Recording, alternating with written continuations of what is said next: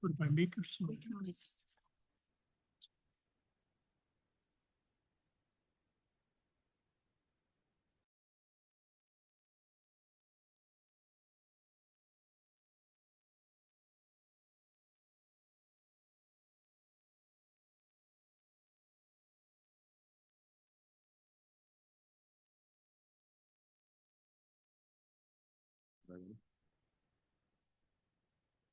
All right, good evening, everybody. Welcome to the Park Township Zoning Board of Appeals meeting for Monday, March 31st, 2025. I'd like to call the meeting to order. Everybody has the agenda in front of them for tonight. I'd like an approval of the agenda. So moved. I actually have a couple things before we do that, actually, to consider. We have some rules for tonight that I think we should probably adopt and make a motion for public comment. Those were included to consider. I don't know if everybody had the chance to look at that, but I would like to do that. Mr. Chair, I received a draft.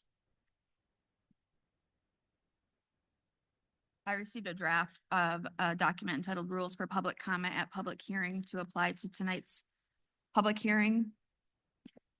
I'd like to make a motion that we amend the agenda to add consideration of adoption of these rules as item number 4 on tonight's agenda.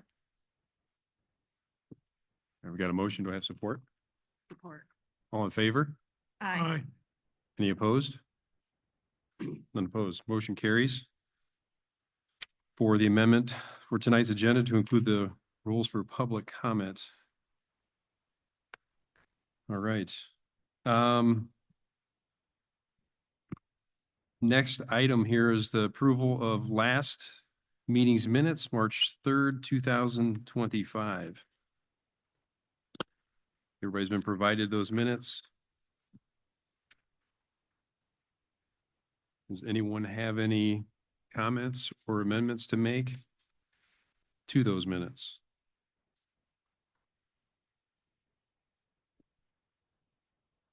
I personally did not see any, so.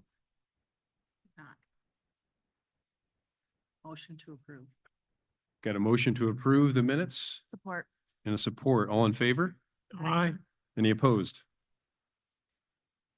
Motion carries for the approvals of the minutes for March 3rd, 2025.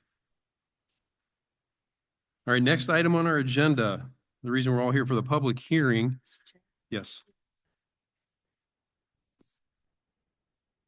To consider adoption of the rules as Read through them.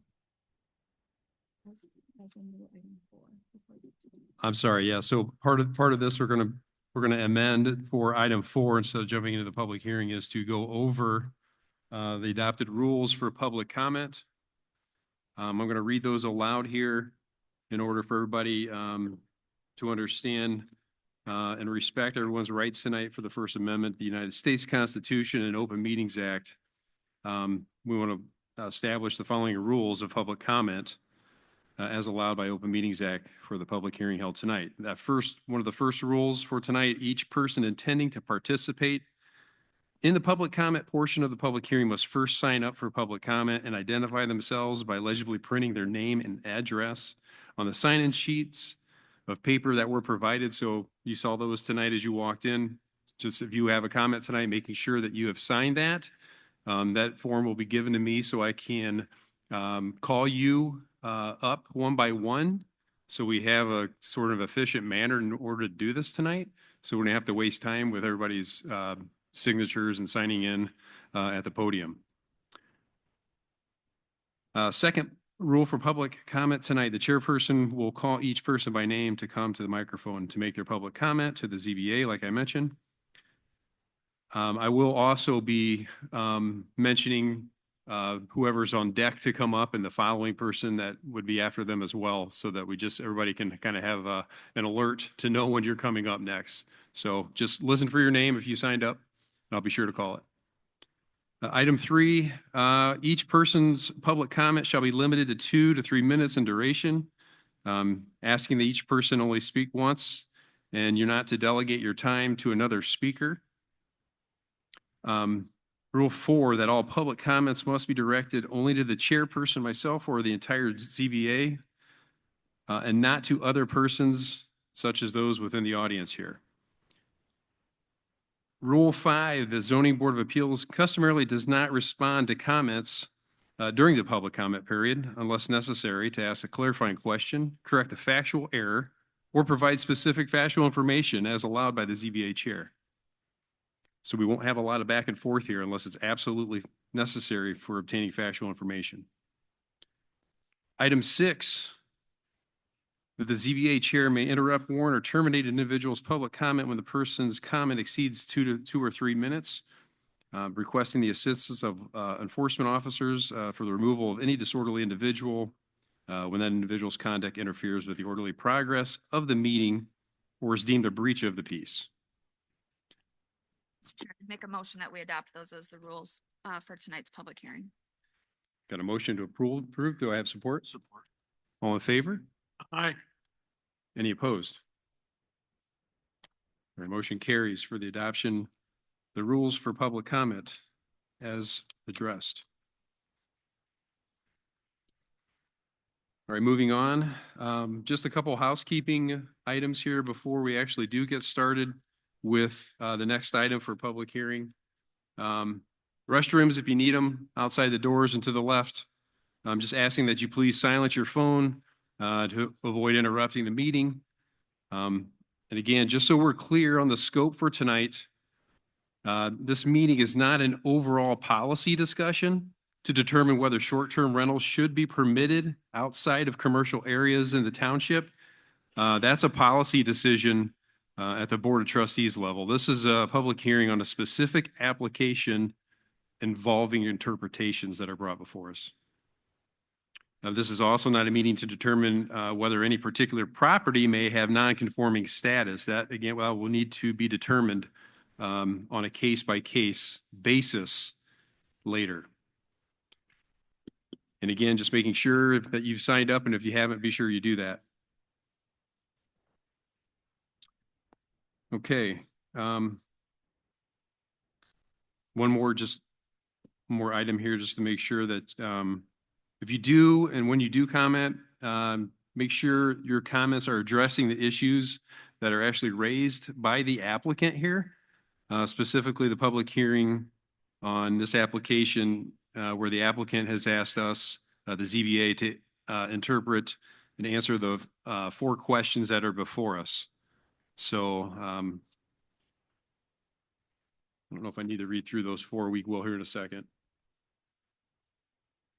But I guess at this time, I'm going to ask if the applicant is here today to please approach, and on behalf of most of you probably here, has some points to share. So, Mr. Konwoski? Yep. Yes. Thank you very much, ZBA. I really appreciate the opportunity to speak here. I'm going to go through a PowerPoint to hopefully communicate my points to you more effectively. And I have an extra copy. Would you like a copy of what I'm going to show on that screen? Or are you able to see on that screen? Okay. Anyone want a copy? I'll put it over. If you got I'll a give it copy, to you that's just in fine. You case. can, that'd be great. Sure. I can see it now that Mika left. We can share one. Thank you. Yeah, we can share. Awesome. Thank you. Thanks.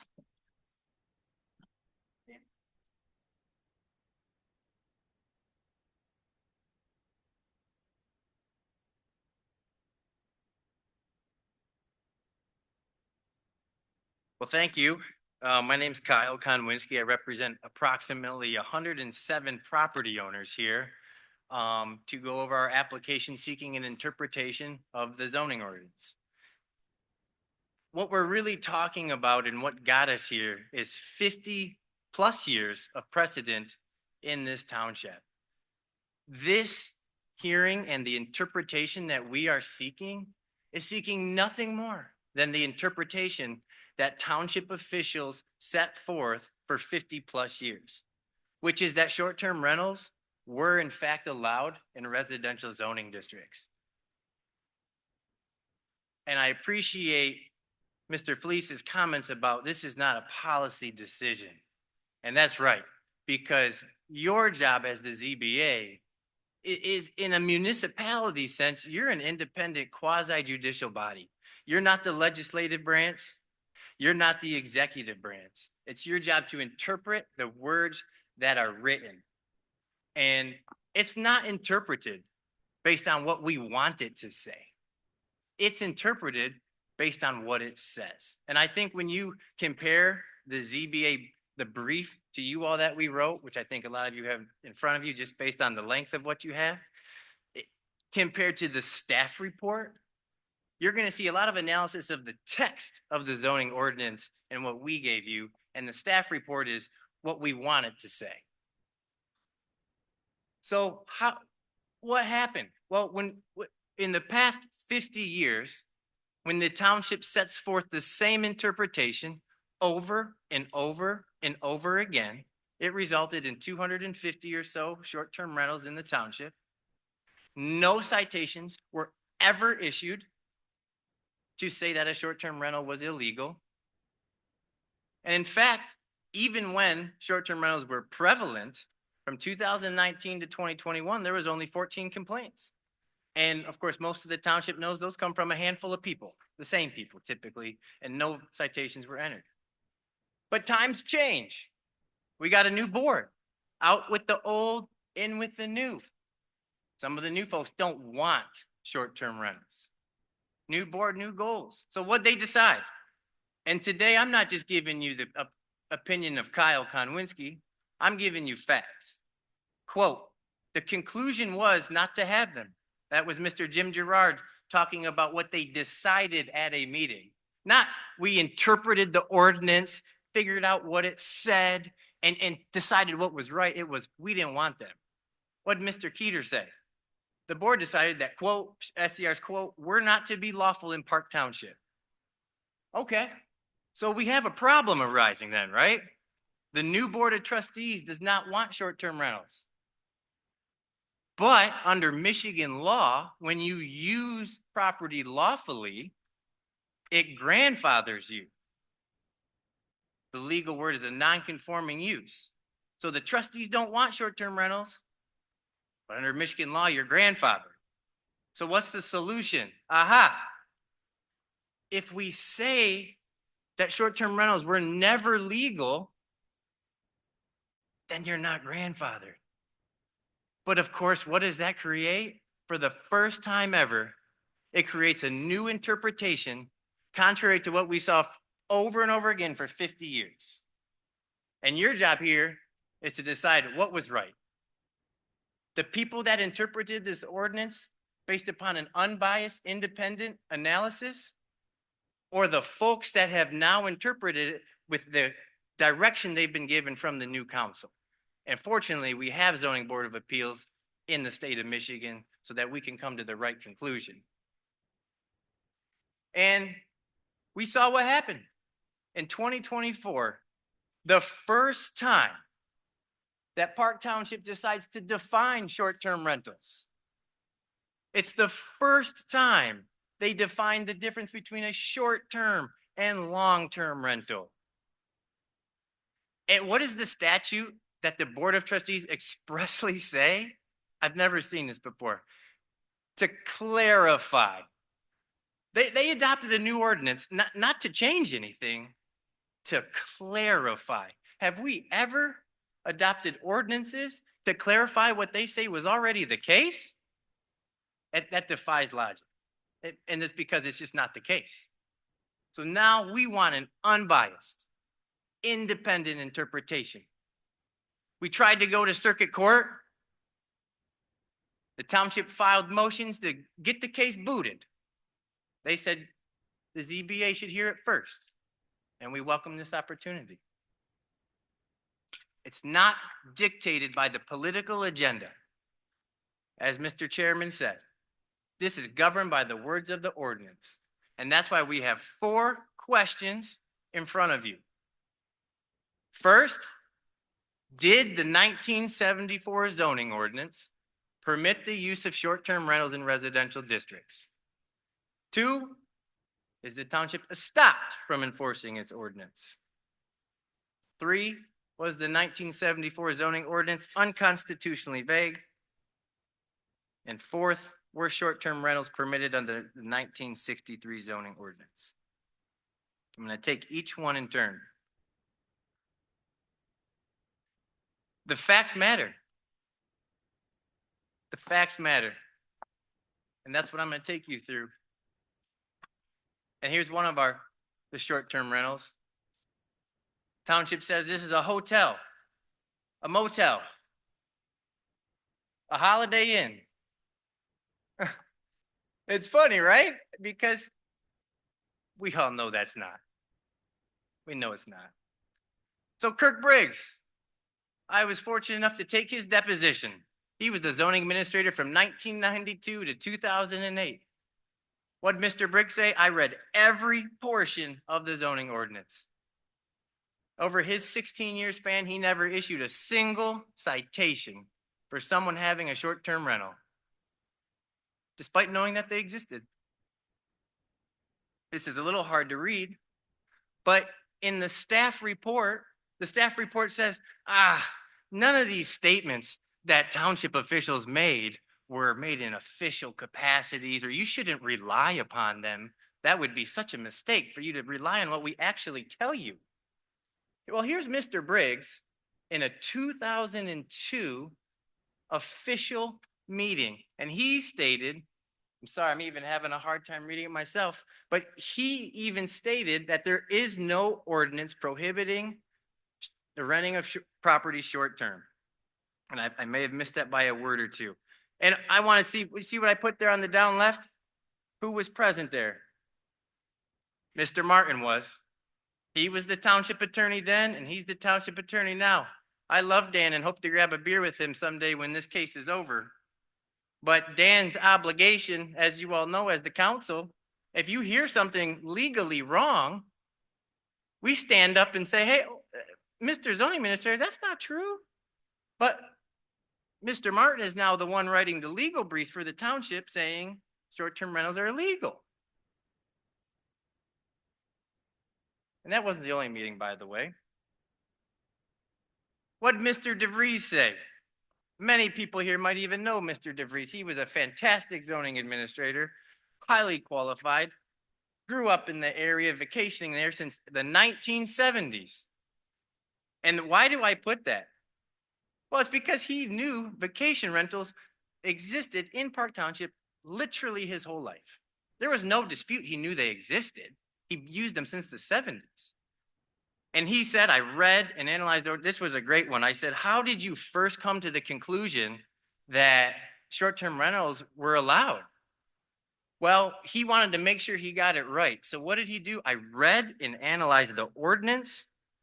I went and got the top officials. I went and got the building inspector, I got the manager, and I got the assessor. Make sure we're all getting it right here. And he concluded it was allowed. This is a direct quote from Mr. DeVries. And I said to him, question. And again, it was your understanding at this time that people were, in fact, allowed to use their homes as short-term rentals? Answer, yes. Question. And that was because it was your position that short-term rentals constituted a single-family dwelling. That's a key concept, single-family dwelling. And he says yes. And to make no doubt about it, because Mr. DeVries did in fact tell people they would be grandfathered, just like we're asking you to find here. I said, was it your position that it was legal to have short-term rentals in a residential district? But if that were to then change, the person would have a non-conforming use. And he says, if it were a zoning change, yes. And now the township officials all say, no, this was all wrong. They got it all wrong. I'm going to show you some of his emails. This wasn't just in the deposition in some court proceeding. Here's Mr. DeVries' email to a citizen. If it were a zoning ordinance change, it would be grandfathered. And he made sure he had his official symbol here. Mr. DeVries, Community Development Director.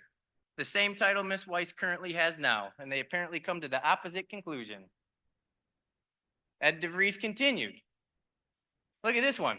This is on official Park Township letterhead. And again, think about when the township says, people were told this very informally. This was not something you should rely upon. We have letterhead from the zoning administrator, the person who under the law is charged with interpreting the zoning ordinance. And he says, Park Township does not currently regulate rental properties. Again, another email. We do not license, regulate, or inspect rental housing.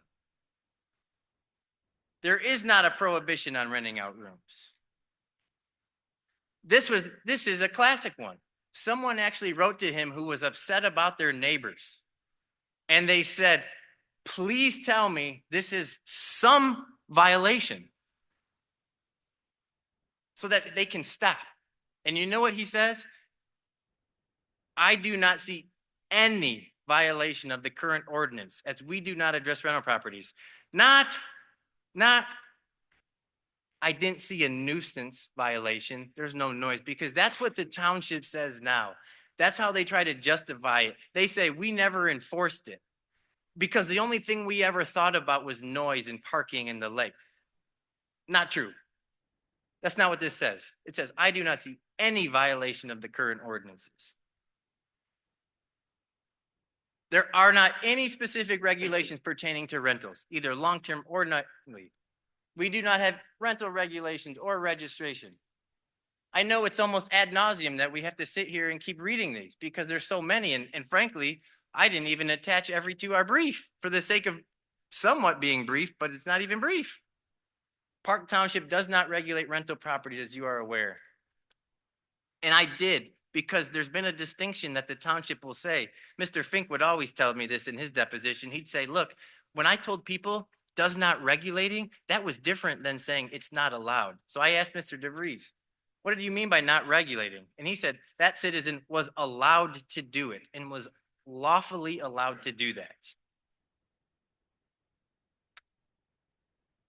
Eventually, the township hires a professional consulting firm to do their zoning ordinance work, Third Coast Consulting.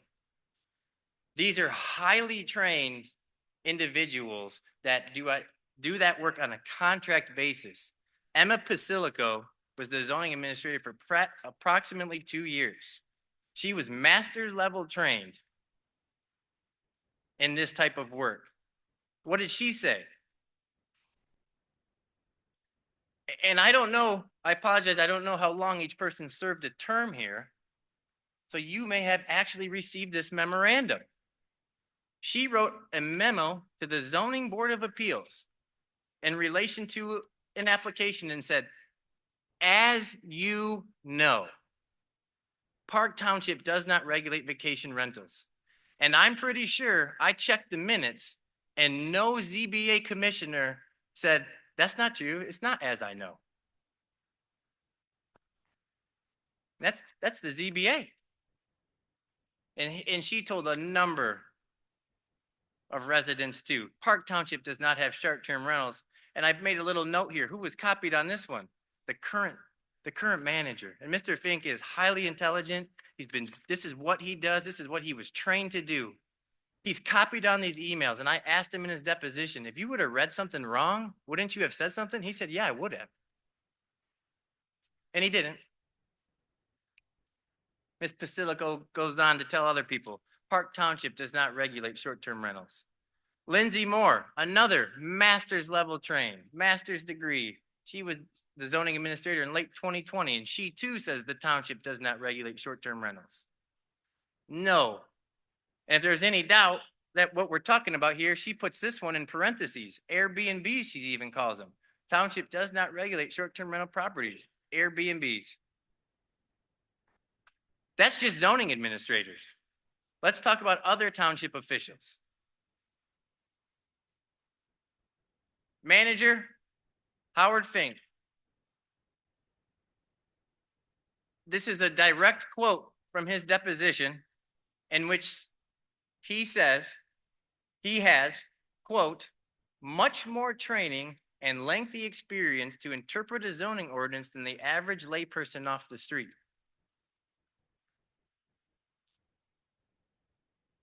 And what did he put in an official memorandum that he would put on the internet so Park Township residents could know what's going on in the township? It's hard to see the highlight. He says, I have had detailed conversations with all the complainants explaining that we have no regulations on the books regarding this issue. All right, well, so now we've had the zoning administrators, even the ones that have a master's degree. We have the manager who's very smart, more so than an average layperson. What about code enforcement? What about code enforcement? Paul Moreland, he was a police officer for 29 years and did code enforcement for 5. Maybe he came to a different conclusion. Turns out not. He says Park Township does not have any regulations or rental units and short-term rentals. At this point, the township does not have inspections or regulations, he says, of any kind. There's currently no ordinances on short terms. So it goes on and on. So how does the township justify its stance? One answer we've gotten is that they say the township never enforced its zoning ordinance. They've said they've never been legal. We just didn't enforce them because they weren't prevalent until recently. That is nonsense. There is no decision in the history of the Board of Trustees meeting minutes where they decided not to enforce the zoning ordinance. To the contrary, that does happen. There are decisions in the minutes where the Board of Trustees has said, we are electing to use our discretion not to pursue that issue. That never happened with short-term rentals. So who interpreted it correctly? The administrators who for 50 years had no agenda, or the recent officials who expressly said that they've made a vote to try to ban short-term rentals? And I will tell you, when you look at the terms of the ordinance, it's not surprising as to the conclusion that was repeatedly drawn. So that leads to the first question, precisely, of were short-term rentals permitted in residential districts under the 1974 zoning ordinance? So the key here, and there's no debate, that a single-family dwelling is permitted in every residential district. So if a short-term rental falls under the definition of a single-family dwelling, it was in fact allowed. There's 3 key parts that I'd like to show you. First, a short-term rental has to constitute a dwelling for a single family. Second, it cannot be a motel. And third, it cannot be a tourist room. So let's start with the first one, a dwelling for a single family. And again, we are not here based on policy. The answer to this question is dictated by a Michigan Supreme Court case, Ream versus the Township of Spring Lake, in which the Michigan Supreme Court vacated this aspect of the Michigan Court of Appeals. And I know the attorneys in the room know how big of a deal that is because of how few cases the Michigan Supreme Court decides to take. And the key here is how immaterial of a distinction there is between Spring Lake's definition of a dwelling in Park Township. I've been told, do not quote me on this aspect, and I would not say this is a fact, qualify. I have heard it was drafted by the same attorney. Just anecdotal, don't take that for true, but I just heard that. Dwelling. Spring Lake defined it as a building used in whole or in part, either permanently or temporarily. And you're going to find out why that word's so important in a second. And Park Township says Here's how we define a dwelling: a building that's occupied by a family as a home or residence, either permanently or temporarily. It's got that same key language. And here's what Ream says, our Michigan Supreme Court. They said by defining dwelling, the quotes are actual quotes, a little bit of paraphrasing, to include a building occupied, quote, permanently or temporarily. The definition of dwelling allowed, quote, the quote, transient occupancy of the property. The Michigan Supreme Court literally said, by saying it's a building permanently or temporarily, it allows the transient occupancy of property. And I may have got ahead of myself too. One thing I may not have explained, Ream, the case was almost the very similar case here. The issue is whether short-term rentals were lawful. So we're analyzing the same issue. The plaintiff in that case had a short-term rental and she argued that they were legal. And that was the issue of, did it fall under Spring Lake's definition of single-family dwelling? And the Supreme Court says, yeah, it fell under dwelling. And that's the same issue here. Here, a dwelling is occupied by one or more families. This is actually a separate reason why a short-term rental falls under a dwelling. Because under our zoning ordinance, Park Township said occupied doesn't mean just occupied. It says it includes the words intended, arranged, or designed to be occupied. Is there any doubt? Think about the picture I showed you all earlier of that house, that those houses were built because they were intended or designed to be occupied by a single family dwelling? Of course they were. So I would submit, at least just by following the Michigan Supreme Court, we ask the ZBA to find that they are a dwelling. First check. Second issue, are short-term rentals a motel? Here's a motel. I selected this picture because I feel like this is very similar when we all hear motel, right? I mean, who hears the word hotel and thinks an Airbnb or a motel?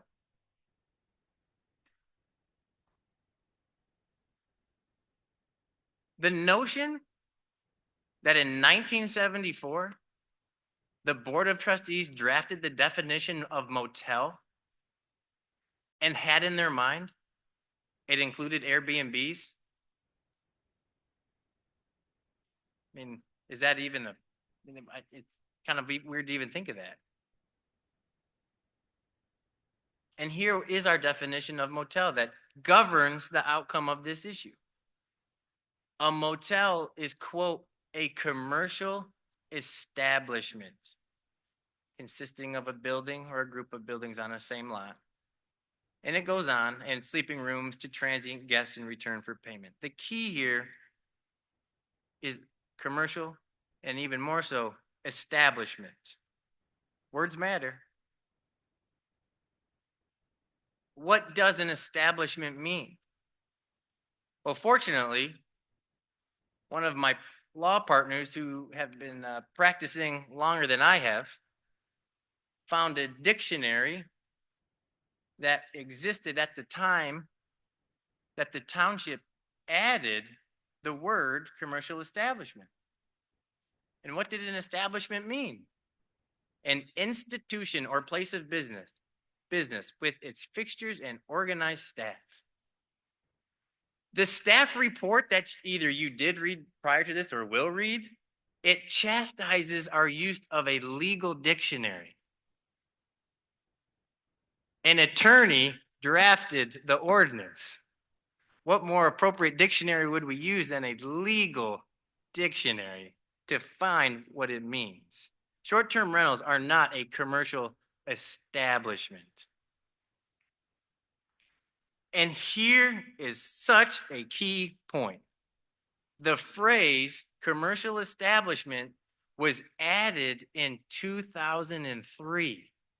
It wasn't in there in 1974. It was added in 2003.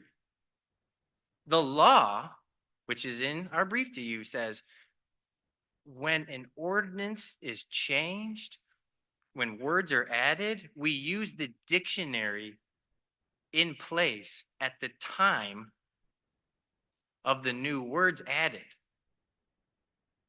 That's what we're using. The township, in the staff report, you'll see it. And throughout the court case, they want to use a different dictionary. They want to use the current one. And it's obvious why, right? We could all find versions of dictionaries that change over time. They want to find one that suits their agenda. And here's the key point. Let's leave no ambiguity about it. I asked Mr. Briggs, the zoning administrator, at the time that it was enacted. And I asked him, I didn't shy away from the question. It could have been a real bad answer. It could have been a real bad answer if he didn't say what I was hoping he'd say. And I said to him, why did you guys add that word? Or something to that effect. Probably wasn't that exact question. And he said, his testimony under oath was that by adding the word commercial establishment, that was intended to exclude short-term rentals from the definition of a motel. The pages and lines are right there, and they're cited in your brief as well. So if that wasn't enough to convince the township, we then went searching for other definitions of commercial establishment because there's no other definitions of commercial establishment in the zoning ordinance. So we found quite literally the only one we could find in any law happened to be federal copyright law for a definition of commercial establishment. Only one I could find. And again, in the staff report makes comments, derogatory comments in the sense of, why would we use federal copyright law? Well, I haven't seen anything else, and nor have they pointed to anything else. Federal law interprets it as an establishment, such as a bar, restaurant, private office, fitness club, oil rig, retail store, bank or financial institution, or any other establishment with a common business area. And with a common business, let's focus on that. There's no business area that any person off the street can walk into for a short-term rental. Yeah, a short-term renter who rents it can go in, but it's not like a bank where I can walk in, open the door. You have to have a key. You have to, right? It's a house. There's no common business area. And despite the staff report saying, the applicant wants to use commercial establishment, again, I told you, this wasn't just Kyle Konwinski up here making things up. It wasn't me that agreed with that definition. It was Mr. Britt. I asked them under oath. I read that definition and I said, do you agree with that definition of commercial establishment? Mr. Briggs said yes. Mr. DeVries said yes. Ms. Basilico said yes. They all agreed it needed a common business area to be a commercial establishment. There's no fixtures or organized staff here. There's no common business area. And think, it does not take a dictionary. It doesn't take legal training to know what the word established means. Establishment. Established means permanent. It means fixed. The large majority of the folks that I'm here on behalf of, the whole reason they have short-term rentals is to supplement their ability to use it themselves. The key aspect of a short-term rental is it's not fixed. The person who owns it can use it at any time. They can have their grandkids over. They can have their family over. And then the next week they can rent it out. It's the contrary of a definition of commercial establishment. And that's why it does not fall under the definition of a motel. The township, likewise, has criticized us before on the commercial aspect of Airbnbs. And I submit to you, Here is a laundry list of commercial uses allowed in residential districts. We have Camp Geneva, which I looked up online, and that sure is a commercial operation. Farms, greenhouses, adult foster care facilities, nursing homes, childcare homes, bed and breakfast operations. So then the notion that just because there is a commercial aspect to Airbnbs somehow takes them out of the realm of residential districts in this township is just not true. There's a laundry list of commercial uses allowed in residential districts. One of the other points, for years, the township would say, you can have a short-term rental, but just not you can have a long-term rental, but not a short-term. There's no distinction under the old ordinance. Always, it says transient. You're allowed to have transient property. That's it. What about Ream? Remember, we talked about Ream. Ream controlled the outcome of whether it was a dwelling. What did Ream say about whether it's a motel? Because again, these ordinances were strikingly similar. Spring Lake did not define a motel as a commercial establishment. Those key words, which are the material key words, commercial establishment, Spring Lake did not use those terms. Rather, in Spring Lake, a motel was defined as any building that provided lodging for compensation on a transient basis. Much broader definition. No requirement that it be a commercial establishment. Any building for compensation on a transient basis.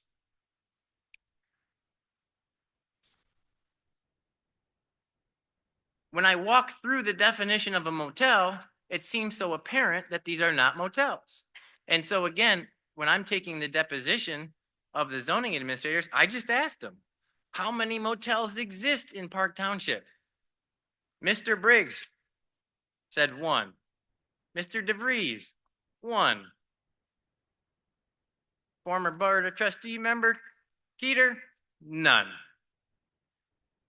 If what the township is saying is true, that short-term rentals constitute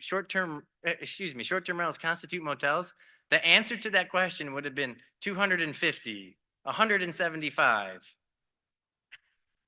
We're far off from that. And last, I implore the ZBA to not lose track of common sense. On the left, motel. On the right, one of our property owners' properties, not a motel. I almost said something else, and I did. I think that tells the story, though. So we have a dwelling for a single family. It can't be a motel. And last but not least, it cannot be a tourist room. Fortunately, I can go through this one slightly faster because, as you will see in the staff report does not refute our brief in any way that a short-term rental is not a tourist home. And it's obvious why once we get into the definition. A tourist home is, quote, a building other than a hotel or a motel or others, where lodging is provided by a resident family in its home for compensation, mainly for transients. As I pointed out, the staff report does not refute this. The key aspects here of the definition of a tourist home is that it must be provided, quote, by a resident family in its home. A family, our zoning ordinance defines it as one or more persons occupying a dwelling unit, and a home is a place of residence. When you put those definitions together, a tourist home is lodging must be provided by residents who are occupying the dwelling unit in their own place of residence. To summarize, you have to be living there. It's when you're living there, renting a room to someone. Not only is that the plain and ordinary terms of it, but I again Again, worried about these answers that I might receive, but I asked the tough questions. I asked Mr. Briggs, and he said a tourist home is one in which, quote, literally a family is living there while they are hosting other people staying there. He agreed with that proposition. Mr. DeVries agreed that, quote, the family was living there while they were also renting out its rooms. Here, none of the property owners I represent live there while they rent out their homes. It's just not a tourist room. So I submit to you whether a short-term rental constitutes a single-family dwelling satisfies all three aspects at issue. And I'd like to quickly address the staff report. Okay? The staff report, although labeled a staff report, throughout it, there are indications that a solo person did it. And I also had the opportunity to depose Mrs. Weiss. She is smart as a whip, very on top of her job. However, unlike Ms. Basilico, Mr. Fink, she was not classically trained in interpreting zoning ordinances. And in fact, she has absolutely no experience whatsoever doing that. She has been elected or put in position as a zoning administrator at a time in which the policymakers decided they did not want short-term rentals, and she is clearly effectuating that policy. Here's a question I asked her. At any time prior to Park Township, did you have experience interpreting zoning ordinances? And she first said, I'm going to say no, with a little caveat with that. And the caveat goes on, she did something she did in seminary training 20 years prior. But as far as directly interpreting a zoning ordinance, I had not. And then this one, we can't get more clear than this one. I said, you didn't have any work experience interpreting ordinance of a municipality? No, not interpreting. So again, Ms. Weiss is smart as a whip. I enjoyed her as a person, but she was put in place at a time when the township decided to move to a different direction, and she's carrying that out. And juxtapose her position in the staff report with what we've seen for 50 years. And the 50 years prior were people with classical training, as Mr. Fink said, people who had, training and experience with this type of thing. So what does the staff report aim to do? I took a close read of it this morning. There's a lot of talk in the staff report about, well, if you piece this amendment together with this amendment and what was going on in the world at that time, it's clearly what we intended was no short-term rentals. Let me summarize what that really means. We don't like what the zoning ordinance says, so I'm going to just tell you what was actually intended. But that's not what we do. I wanted to quote, I know legal case law makes everyone's eyes gloss over, but I just thought it was so important to say, how do we interpret ordinances in the state of Michigan? We give effect to the legislator's intent as expressed in the statute's terms, giving the words of the statute the plain and ordinary meaning. When the language poses no ambiguity, we don't look outside the statute. We don't need to construe the statute. We use the words. When you read that staff report, I want you to think about how many times it tries to draw a conclusion about what was intended by piecing together several words of the ordinance, and ask yourself, what testimony is that based on? Did they go out, did the staff who wrote this report go out and ask the zoning administrator when the zoning ordinance was changed at that time, that's what they intended? Did they find someone that, like Mr. DeVries, that vacationed here for 70 years? There's none. It's literally just, if you put this together, here's what it intended. Believe us. Believe us. I've been up here for probably too long already And I've showed you all facts of people that at an unbiased time under oath told us what they intended. Just look at the words.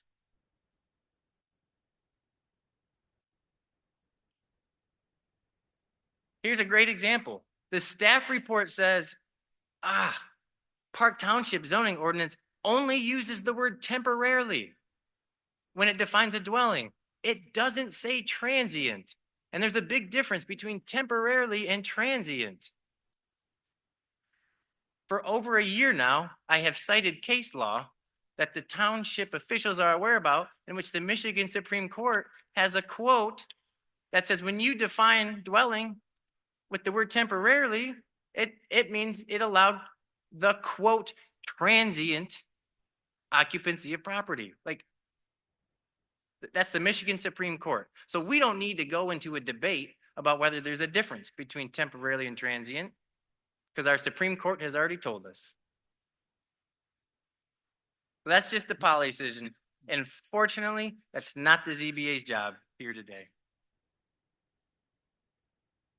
I submit to you, short-term rentals were in fact allowed under the 1974 zoning ordinance because they simply fell under the definition of single-family dwelling. As simple as that. Next. Question 2. I promise the questions get a little faster each time. Is this what attorneys call estoppel? Is Park Township stopped from enforcing its amended ordinance, the new one, such that the use of single-family dwellings as short-term rentals can continue despite the new ordinance? So just to be clear, this is a total independent basis whether the folks I represent would be allowed to use their short-term rentals than the fact that they fall. So even if you said, no, Kyle, I disagree with you, short-term rentals fall under the definition or do not fall under the definition of single-family dwelling, this would be another reason they should still be allowed. Estoppel is a fairness concept. It's an equitable concept. The gist of it is you told me something that I relied upon, so it would be unfair not to hold you to that promise. That's what the law developed, this estoppel concept. I put a picture here of a horse's mouth, because you don't need to take it from me. You're going to hear from everyone today, not just what I already showed you on the screen, but how many people were told this was legal. How many people then made life-altering decisions based upon the statements that were told to them by township officials. As you saw, I'm not going to reiterate all of them. The township manager, code enforcement, zoning administrators, they all made these statements specifically telling residents that short-term rentals are allowed. And to reiterate, sometimes these even occurred at publicly held official meetings, such as the ZBA way back in 1987. The board didn't have any jurisdiction on whether or not this would be a residential home or a rental home, they said. The Planning Commission in 2000, I think this is the same one I referenced earlier. I think maybe different, but the statement was, wait, you can have a single rental in any district. This is the Planning Commission. And I just want to put sometimes some details on one of these, because these are, right? I mean, these are the people that live in our communities. These are people with young children, sometimes people with older parents, whatever the case might be. Take Mr. Walter, for example. He vacationed in Holland for 3 years. Or, excuse me, for years, not just 3 years. He has 3 children. Talked to him today before this. They range currently in age 8 to 18. And they love the area. Fantastic place. So they wanted to do their due diligence. Why? It's a big expense. Buying a home. It's a commitment, time, money, stress. So he decided to do the right thing. He hired a local realtor. And the realtor calls the zoning department and asks, is there any regulations in place? We intend to use it as the potential purchaser intends to use it as an Airbnb and VRBO. Unequivocally, the realtor, Mr. Walters' realtor is told no. But being savvy, knowing that this is a huge life-altering decision, he says, I want to be real sure. Got to be sure. So he asks his realtor, call a second time. His realtor calls a second time. Same answers. Mr. Walter then talks it over with his wife, and they decide they want to hear it from the horse's mouth. So Mr. Walter, who through the course of our legal proceeding, dug up his phone records and identified the call that he made to Park Township Zoning Department on June 22nd, 2020. And he asked the question in multiple ways, right? Just like when you're really worried about something. Now I can do Airbnb. Yeah, you can do it. All right, so what you're saying is that you're not going to issue me a citation, right? Or maybe that, I'm paraphrasing, but he asked in multiple ways to really pin it down. And he's explicitly told there's no laws, no rules, regulations, or restrictions. And he even recalls that the person he spoke to in the zoning department said, this is not like the city of Holland. They are allowed at this time. He wasn't the only one. You'll see there's a number of instances in our brief to you, and that's not all of them, by the way. That's just some of them. So what do they do when they're told this? I mean, what would you do? You call the person responsible for interpreting the zoning ordinance. The staff report makes criticisms of people for relying upon the statements that they were told. I asked Ms. Weiss in her deposition, is it reasonable to rely upon the statements that people were told? She actually wouldn't say yes. I was so shocked. She was like, no. She said, no, people should go do their due diligence. Isn't that what calling the zoning administrator is? And you go out, you buy a house like Mr. Walter did. You make renovations, costs, taxes, capital costs. So you told me something, I relied upon it to my detriment, and it would be unfair to enforce that. And that's why we submit, even if you did not think that a short-term rental constituted a single-family dwelling under the 1974 zoning ordinance, you should find that it would be unfair. The township should be stopped from enforcing that ordinance in that fashion, the new one. Question 3, which I summarize as unconstitutional vagueness. We are so fortunate to live in both a country and a state that has a constitution that we respect, that is enforced, that means something at all times. And in this instance, our Constitution protects private property rights, right? That's not saying anything new to you. Our Constitution protects private property rights. How often have we heard that from family, friends, coworkers? Private property rights. How important is that? That's one of the most important aspects of being a citizen in this great state and country.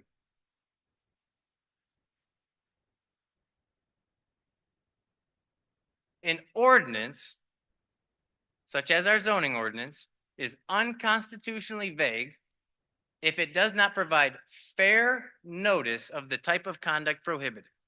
That's what the standard is. in our state, it's got to provide fair notice of the conduct prohibited. And I wanted to get one more case to elaborate on that. What does that mean? It means that it has to be so vague that a person of common intelligence must necessarily guess at its meaning and differ as to its application. Now, I want to make real clear, I do not think the statute is ambiguous. I think it clearly allows short-term rentals. But if you think otherwise, I would submit, look at the evidence and ask whether objectively it's at least ambiguous. 50 years. You're telling me for 50 years, everybody at the township said this was legal, but now we're going to sit here and say it's clear that we provided fair notice that this conduct was prohibited? You heard Mr. Fink say himself he could interpret a zoning ordinance more than an average layperson. And his conclusion was they were legal, at least at first. He's since changed his opinion. And that's what I submit to you. If trained zoning personnel and township officials thought STRs were legal for 50 years, then a layperson couldn't be expected to conclude the opposite. Doesn't even make sense. And call a spade a spade. I love that saying sometimes. And so I asked some of the folks I deposed. And I said to Mr. Moreland, because at one point, Mr. Moreland told people there was no regulations. Later on, he told people there are regulations. And I said, was it just actually that it was kind of confusing for everyone and people didn't really know whether or not short-term rentals were allowed or not? And he says, correct. I asked zoning administrator Pasilico, the master's level trained one, which according to Mr. Fink is who is more appropriately designed to interpret a zoning ordinance. And I said to her, based on the number of, or she answered, I asked about, was it clear to them? And she said, I can't say what a layman would think, but based on the number of questions that were asked the township about them, I would say that no, it was not clear to a layman. Clerk Keeter, his was even more succinct. Quote, it was not clear to a layman, I don't think. And then I would ask you, beyond that, again, let's not take common sense for these things and throw it out the window. Why would the township pass a new 8-page ordinance in March of 2024 to clarify its ordinance, which for the first time ever defined short-term rentals, if the prior one was clear? The ordinance itself says to clarify. Ergo, it was not clear.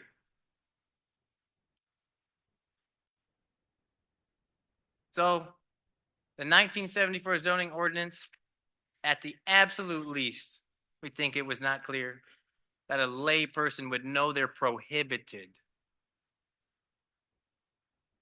And that's another reason the folks I represent should be allowed to continue using their private property in the fashion they have for many years.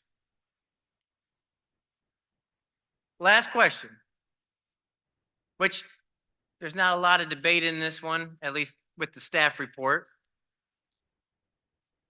Whether short-term rentals were permitted under the zoning ordinance that was enacted in 1963. And I just want to make sure everyone understands why this is important. You already may, so I apologize if you do, but in case not. There are some people who have been using a short-term rental prior to the time of the 1974 ordinance. So even if you were to say short-term rentals were not allowed under the 1974 ordinance, folks can still be grandfathered under Michigan law if they've been using their rental consistently since before 1974. So there are people out there in that situation. And so we're seeking an interpretation from you to confirm that short-term rentals were allowed under the zoning ordinance that existed before 1974.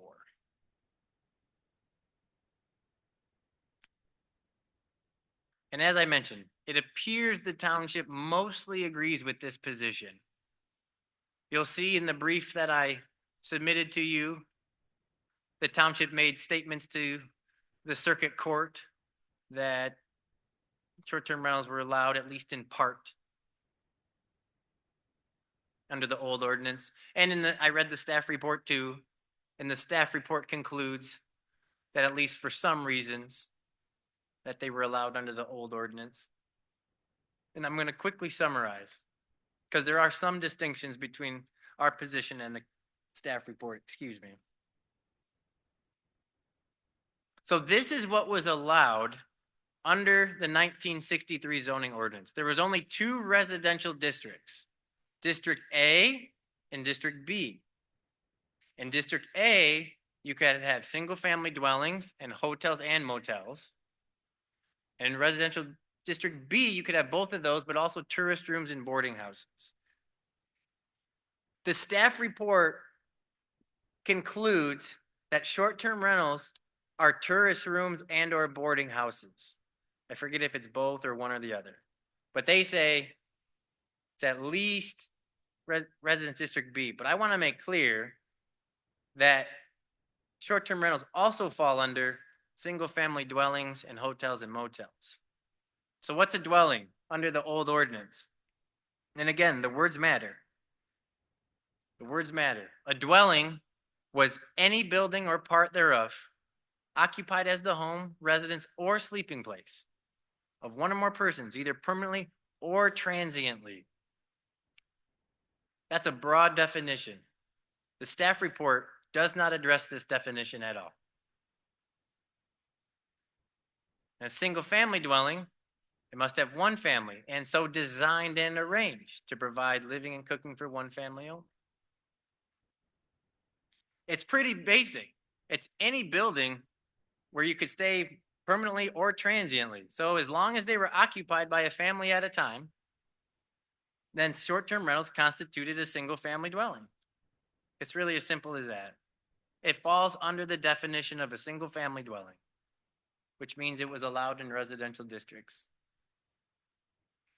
What was also allowed in the residential districts is hotel and motels. And although I frankly disagree with it, at least with respect to the newer definitions, the township to this day says that STRs constitute a hotel and motel. So if you take what they say is true, then that's another reason they were legal under the old ordinance. And this is the definitions. I don't need to belabor the hotel and motel ones. And tourist room, again, I won't spend a lot of time on this because the township agrees. A tourist room under the old ordinance was primarily a family dwelling where lodging was provided with or without meals for compensation, chiefly on an overnight basis.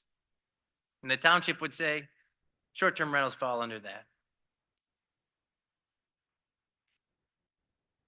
So I would submit that under the 1963 ordinance, short-term rentals fall under each of those: single-family dwelling, hotel or motel, and a tourist room or a boarding house. And therefore, we'd ask you to find for that interpretation as well. In conclusion, I appreciate the time. We're talking about 50 years. 50 years of unbiased, independent interpretations, and the question is whether you will come to the same interpretation as those folks did. We're not trying to rewrite history. Your job, as the ZBA, is to interpret the words of the ordinance, not to carry out policy. And we're just asking for you to find what has always been the case, which is that they were always interpreted as legal. I thank you for your time. I'm happy to answer any questions if you have them. And if not, I sincerely appreciate it. Thank you. Thank you.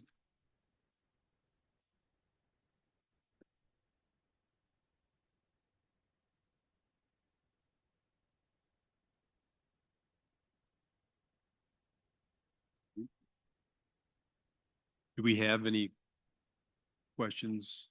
I'm looking at the board here. Do we have any questions in particular for the applicant at this time? I have several questions, but some of them may be answered through the public comments, so I would be fine waiting until after the public hearing to ask questions, but I'll defer. Is everybody okay with deferring? Mhm. Okay, I guess we'll look for I guess I'll look for a motion maybe for a hearing, public hearing to start. If there is one. So moved. Support.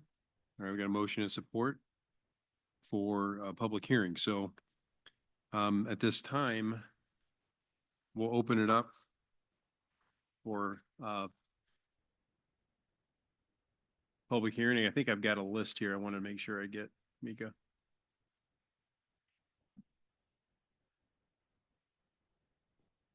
So if you've signed in, we've got your name here.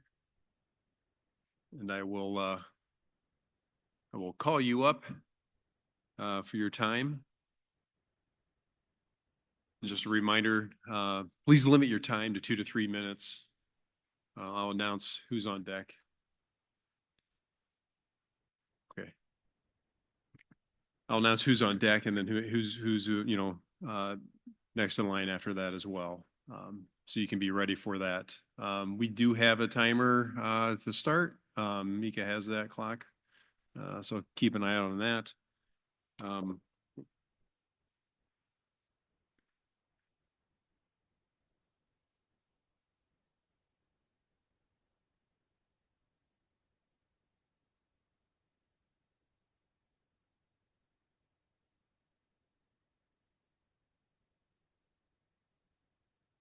Okay, first person I have on the list is Scott Vandenberg.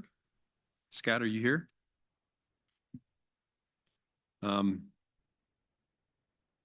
Next, we have Jennifer Waldschmidt, I believe it says, and Brian Lamar. So let's be ready for your time, Jennifer and Brian.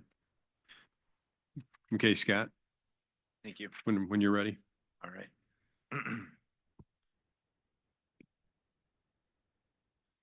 Good evening. My name is Scott Vandenberg, and my family owns 2 homes in Park Township, 1919 Poplar Street and 1920 Birch. I'm here tonight to respectfully ask that both properties be recognized as legal, non-conforming short-term rentals based on the township's past guidance and good faith reliance on that information. In 2016, before renting Poplar, I called the township office to ask whether short-term rentals were allowed. I was contacted by a trustee who told me that there were no rules against short-term rentals at the time. He admitted the issue had come up often, but said no one seemed to want to address it. Based on that conversation, I proceeded in good faith and began renting the home. We've done so openly, without complaint, and with great care ever since. In 2021, my wife and I bought the home at 1920 Birch with the same understanding that the township's position had not changed. We made significant improvements to the property to make it a welcoming place, not only for guests, but also for our own family. In fact, we regularly use both cottages ourselves for family gatherings, quiet weekends away, and simply to enjoy the natural beauty of this area. Short-term renting has been part of our long-term plan to make these homes financially sustainable. We're not trying to run a business. We're trying to preserve a family asset, something we can share with our children and eventually pass down to them. The income from renting allows us to cover the costs of ownership, upkeep, and improvements while still keeping the homes available for our family's use.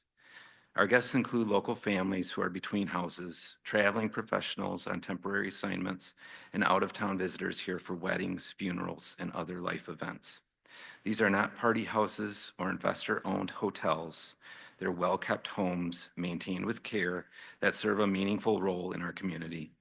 I truly believe we followed the rules as they were explained to us. I respectfully ask the ZBA to honor the past communication and approve both homes as legal non-conforming uses. Thank you for your time and consideration. Thank you, Scott.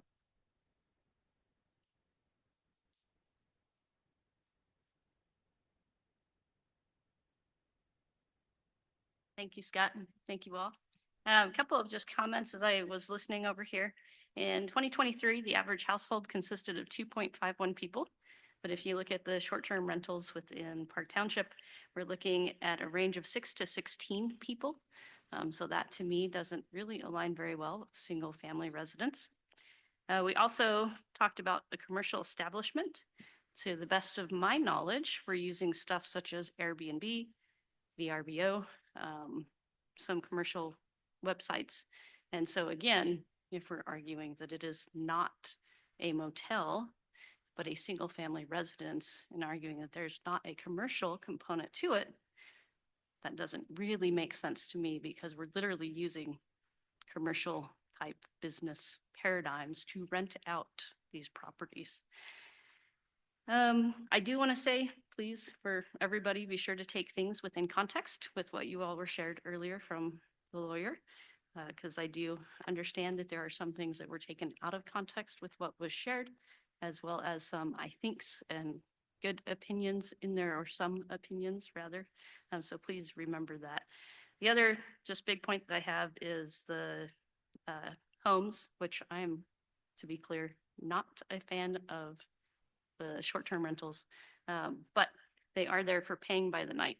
And so difference between a long-term rental would be something such as a monthly rental where you're not paying by the night versus the short-term rental where it is something that you're paying by the night or potentially maybe a week at a time. So that just pointing out a couple of logical flaws there in the argument. Thank you. And I assume that you were Jennifer. Thank you.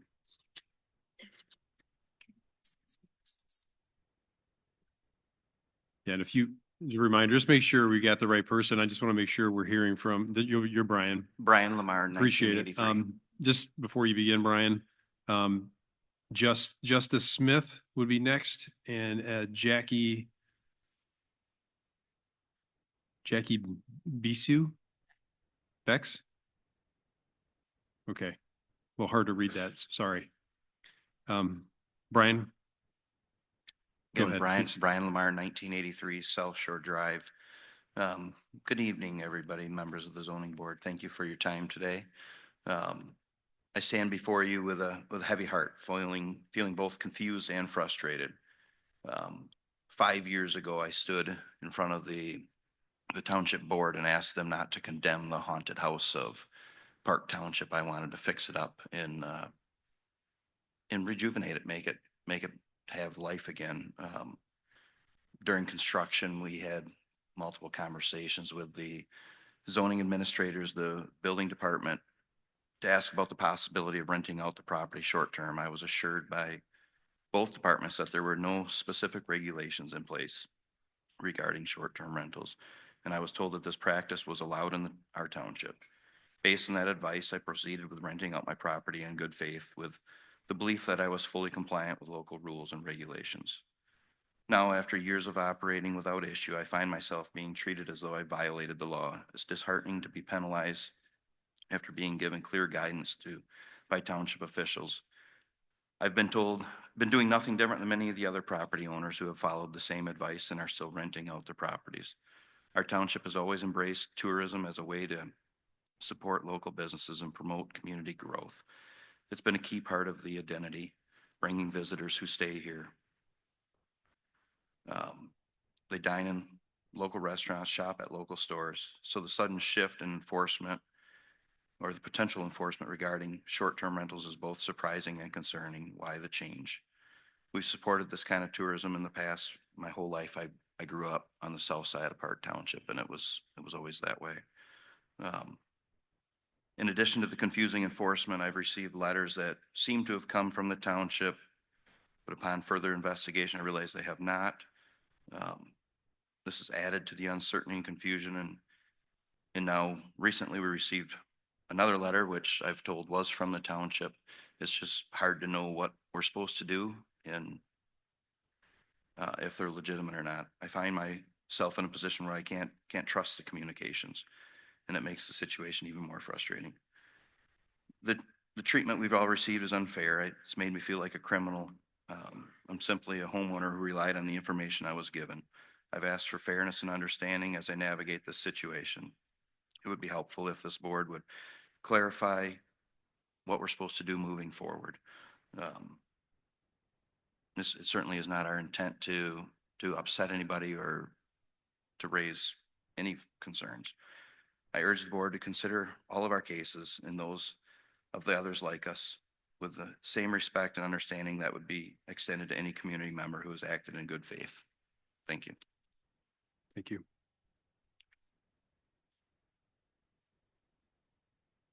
Justice Smith? If you could state your name and your address before it's officially there.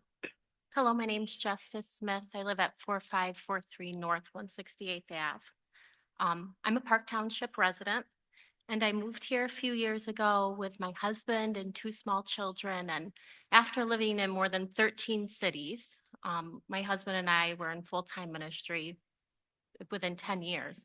We picked Park Township because we love it. It's where my heart feels at home, and it's where I want to raise my children. And where I love to be. I'm here also because I want to read a letter from my 86-year-old grandma, who unfortunately couldn't make it here. Her name's Emily Jean McFadden, and she is also a Park Township resident. This is what she said. I am in favor of short-term rentals. I am a resident of Park Township and own a legacy property on Lake Michigan, settled by my grandfather in 1913. And she says, the History of Park Township book by Robert Schwerlinga, commissioned by Park Township as well. When I was a child, around 1946, our cottage was first rented to the Stecati family, followed by the Boss family, both residents of Holland who wanted time at the lakeshore. My home has been rented on occasion since that time. 6 generations of my family have enjoyed the property, and 5 of my descendants have established neighboring homes. Some used on occasion as rentals, both long and short-term, which has helped us to afford to maintain our property. We are particular about anyone who stays in one of our homes. My house and others have been used for church retreats, church meetings, family weddings, that's including mine, and overflow of our neighbors. These are our homes, not commercial establishments. We are known as good members of our community and endeavor to keep it that way. And she continues to say, I am unable to attend the meeting on March 31st as I'm 86 years old with mobility issues. So I'm asking my granddaughter, that is me, Justice, to read this for me. Signed, Emily Jean McFadden. And I want to add, I am also in favor of short-term rentals. Thank you. Thank you.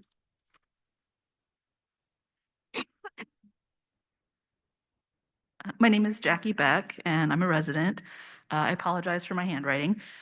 In early 2022, likely January, I called the Park Township offices to double check on whether there were any restrictions or requirements for renting out my house short term, like the city of Holland has. The woman who answered told me no, and I asked if I needed a permit or an inspection or anything, and she again said no. This tracked with what I read in the ordinances. My short-term rental is a single-family house. It doesn't have a common business area or operating hours. People can't just walk in. I use it myself as well as renting it out, and I interact with my neighbors who I care about. I didn't think to record my call to the township or follow up in writing because I trusted the township. While I had no way of knowing at the time, the response I got when I called was similar to what lots of others had been told. In your packet, there's a whole bunch of stuff about short-term rentals being bad, pictures of parked cars and trash. But the debate about short-term rentals is over. It doesn't matter if they're good or bad. They're properly banned now, and no one's arguing that. As you know, this hearing is about how the township treated them prior to the 2024 ordinance and what people like me were told by the township. You've seen the many emails where zoning administrators repeatedly said things like, the township does not regulate short-term rentals. Now, I've heard people say, well, but saying we don't regulate something isn't the same as saying it's allowed. So imagine this.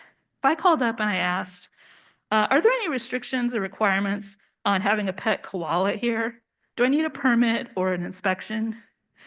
Would the response be Park Township does not regulate koalas? Or would it be, sorry, you can't have a pet koala here, they're not allowed? It's clear that until recently, the people in charge of enforcing the zoning code told people they didn't need a permit for the rental, and we believed them. So please consider that when making your interpretation of how things were in the past. Please help restore my faith in the township's word. Thank you. Thank you. Bob Schillender.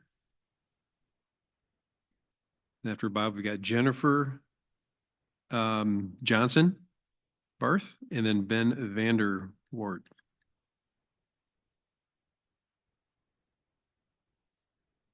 And if you, just a reminder to adjust the microphone as well when you come up, just so we can all clearly hear you. Thank you. Okay, I'm Bob Schlander, 329 Lakeshore Drive. I certainly understand why we're here tonight. It's because of a political change at the township over the last few years. The short-term rentals have been going on for years. And at times, I'm sure there's opposition and there's been offenses to the public, whether it be noise or parking. But these are all things that can be enforced by current rules and regulation without using the zoning board to control. What the township proposes to do instead of enforcement of these existing laws and regulations is to eliminate a very normal process and practice that has been going on for years, instead of controlling by enforcement those small incidents by laws and regulations that they have at their disposal. Taking the easy way out instead of punishing the guilty, they again propose to punish the innocent. What the public needs to understand is what we lose is our own rights issue by issue. I see the same thing coming up in the case of the westbound Ottawa Beach Road. Instead of enforcement that punishes the guilty, speeders or whatever, the county and the township, again, take the easy way out by eliminating an entire lane of traffic that taxpayers paid to build. Citing some foreign state study, but in truth, they're just too inept or possibly even too lazy to enforce the laws and regulations. So what is my message tonight to the Park Township Zoning Board of Appeals? You're not an enforcement agency. Please don't let these weak elected township and county officials force you to do their dirty work for them. Likewise, with the fellow township residents, you're being victimized by your elected officials and they not doing their job. So don't let this continue to happen or there'll be no end.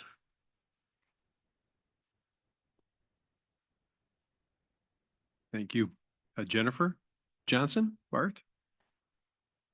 And then after Jennifer, we've got Ben Vander Ward, and then Todd Van Heest.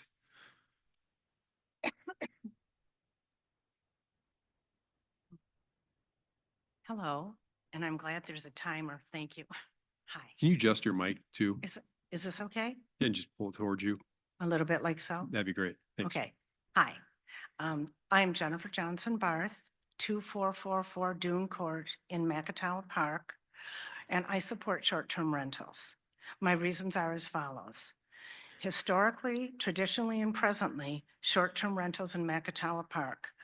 Short-term summer rentals have been prevalent and therefore part of our culture and lifestyle in Macatawa Park my whole life. I'm 72 years old. I grew up in Macatawa. We lived there year-round. For all of this time, many cottages over time have rented out short-term. Some cottages rented out for maybe a week or two each summer. Some cottages rented out more than that, some not at all. This has been the situation in Macatawa for the longest time, as I've already said. Short-term rentals in Macatawa are not a new phenomenon brought on by the online rental companies like Airbnb and VRBO. Our family and our cottage is not a commercial establishment. Our cottage is our family home. Not only do we share our cottage with extended family and friends, we also rent out our cottage at times for short-term rentals, usually when none of us can be there. An important point that I don't know if I've heard this brought up, but this is also a big concern to me. If there's not allowed short-term rentals, like under 28 nights in Park Township, that would restrict all residents of Park Township. Why? Because even we, Park Township residents, we can't rent another home or cottage for a week or two. That means that when family and friends come from out of town, and they've rented in the past, a home or cottage nearby to our cottage, well, now they can't do that anymore, nor can we as residents rent one for them. This type of rental is so common in Macatawa. I know so many cottage owners, including us, who've had this type of arrangement, renting another cottage to accommodate family and friends. Also, I'm looking at the timer. What about money pumped into the local communities? I know that there's not extensive businesses in Park Township, but oh my gosh, the surrounding communities, and I think of our friends and family and ourselves and the money we're pumping into the local economy with the recreational activities, restaurants. Some girls are always shopping. You get the picture. Okay. And also then, of course, the income that property owners receive from short-term renters, certainly that's a benefit in maintaining their properties. So thank you so much. And again, I support short-term rentals in Park Township. Thank you. Thank you. Thank you. Next up, we've got Ben Vanderwoord. Then Todd Van Heest, and then looks like Joan Zirip is next. Sorry. You're good. Go ahead, Ben. Good evening. Ben Vanderwood. I live in Park Township and then also own a short-term rental at 17213 Lake Court. I have been managing properties on behalf of others since 2013 in Park Township. And I agree with all the stories and could add so many more to what we've already heard, and I'm sure we're going to hear tonight. But I'll just speak to even purchasing that property myself in 2016 as a rental, and then countless, I couldn't even quantify how many property owners we've either represented as clients who we've managed on their behalf or have considered purchasing all along the way up until this conversation started in 2021, 2020, where we would always tell them, call the township, talk to them yourselves. Many of them are here tonight, and they were all told over and over, we don't regulate rentals of any kind. That includes short-term rentals. It's fine. So I know countless people who made decisions based on that information. And again, it's been portrayed publicly and by past and current trustees that somehow this was something we should have all known. But again, it was told to so many of us countless times. Somebody said earlier this evening, I mean, how many times can you hear the same thing and be expected to challenge it? So thank you. Thank you.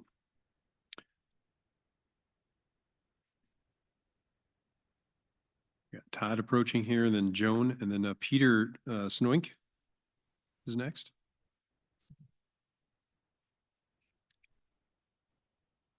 Good evening. My name is Todd Van Heest, and I'm here with my wife and my son. We are property owners here in Park Township. We moved here about 25 years ago, have been involved in rental properties for about the past 20 years, and in Park Township specifically for about 15 years. Being experienced in rental property, we certainly did our due diligence, as you've heard many others say as well, by checking with Park Township officials before getting involved here. And we were told unequivocally that there were no regulations prohibiting or limiting rental property, long or short term. And we relied on this in good faith. Hence, we got involved in property purchase, rehab, and rental. The purpose is simple: to make a sound investment, to use it on a personal basis for our family and our family needs.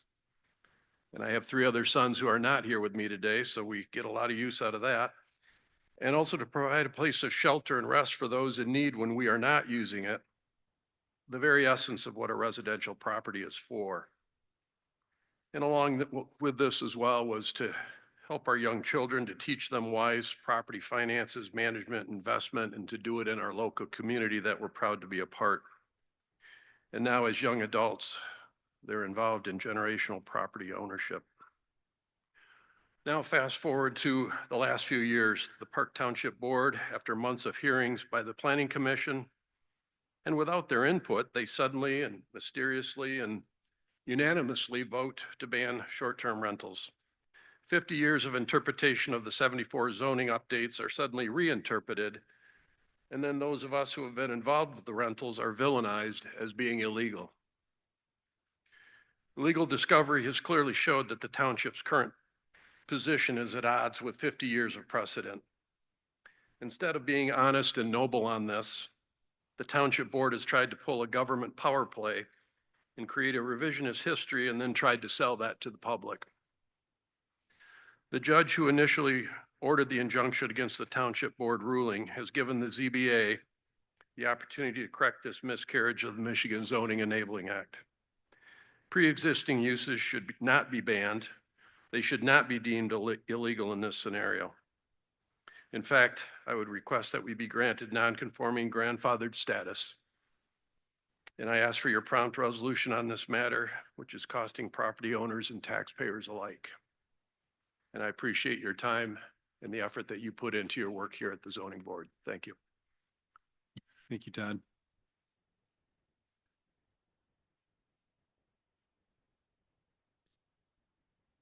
So we've got Joan, Peter Snike, I believe, and then Rich Burkhopper.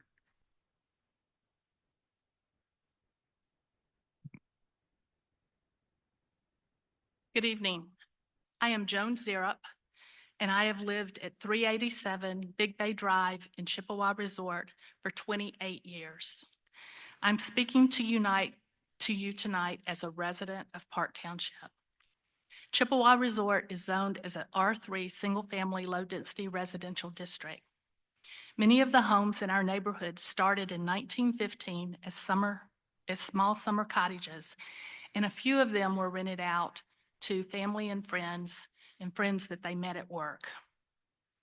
The neighborhood has transitioned to 66% full-time residents, but in the last 10 years, homes that went up for sale were bought by short-term rental owners who were building their vacation empires in Park Township. This is what my neighborhood turned into in 10 short years. You can see from the graphic. The red dots are the STRs, and the large bubble, the greater number of people in the STR. The large bubbles sleep from 10 to 13 people every week during the summer. Most are 2 to 3 families in one house. That's a few more people than the single family district that it's zoned as. I don't believe that previous leaders in Park Township desired for our township to be invaded by short-term rentals. And when looking at the 1974 ordinance, it is obvious that having short-term rentals in residential districts is not what they intended, and the ordinance is not vague. The C2 Resort Service District is the only district listed in the 1974 ordinance for commercial uses that primarily serve tourists and seasonal residents. No residential district was stated to serve tourists except for the C2 district. Holland State Park is a huge draw for the residents of our township, but if overnight tourists are allowed to penetrate our neighborhoods, it will no longer be a place where people want to live. It is clear that our 1974 ordinance was written to keep overnight tourists out of our residential neighborhoods. Thank you. Thank you, Joan.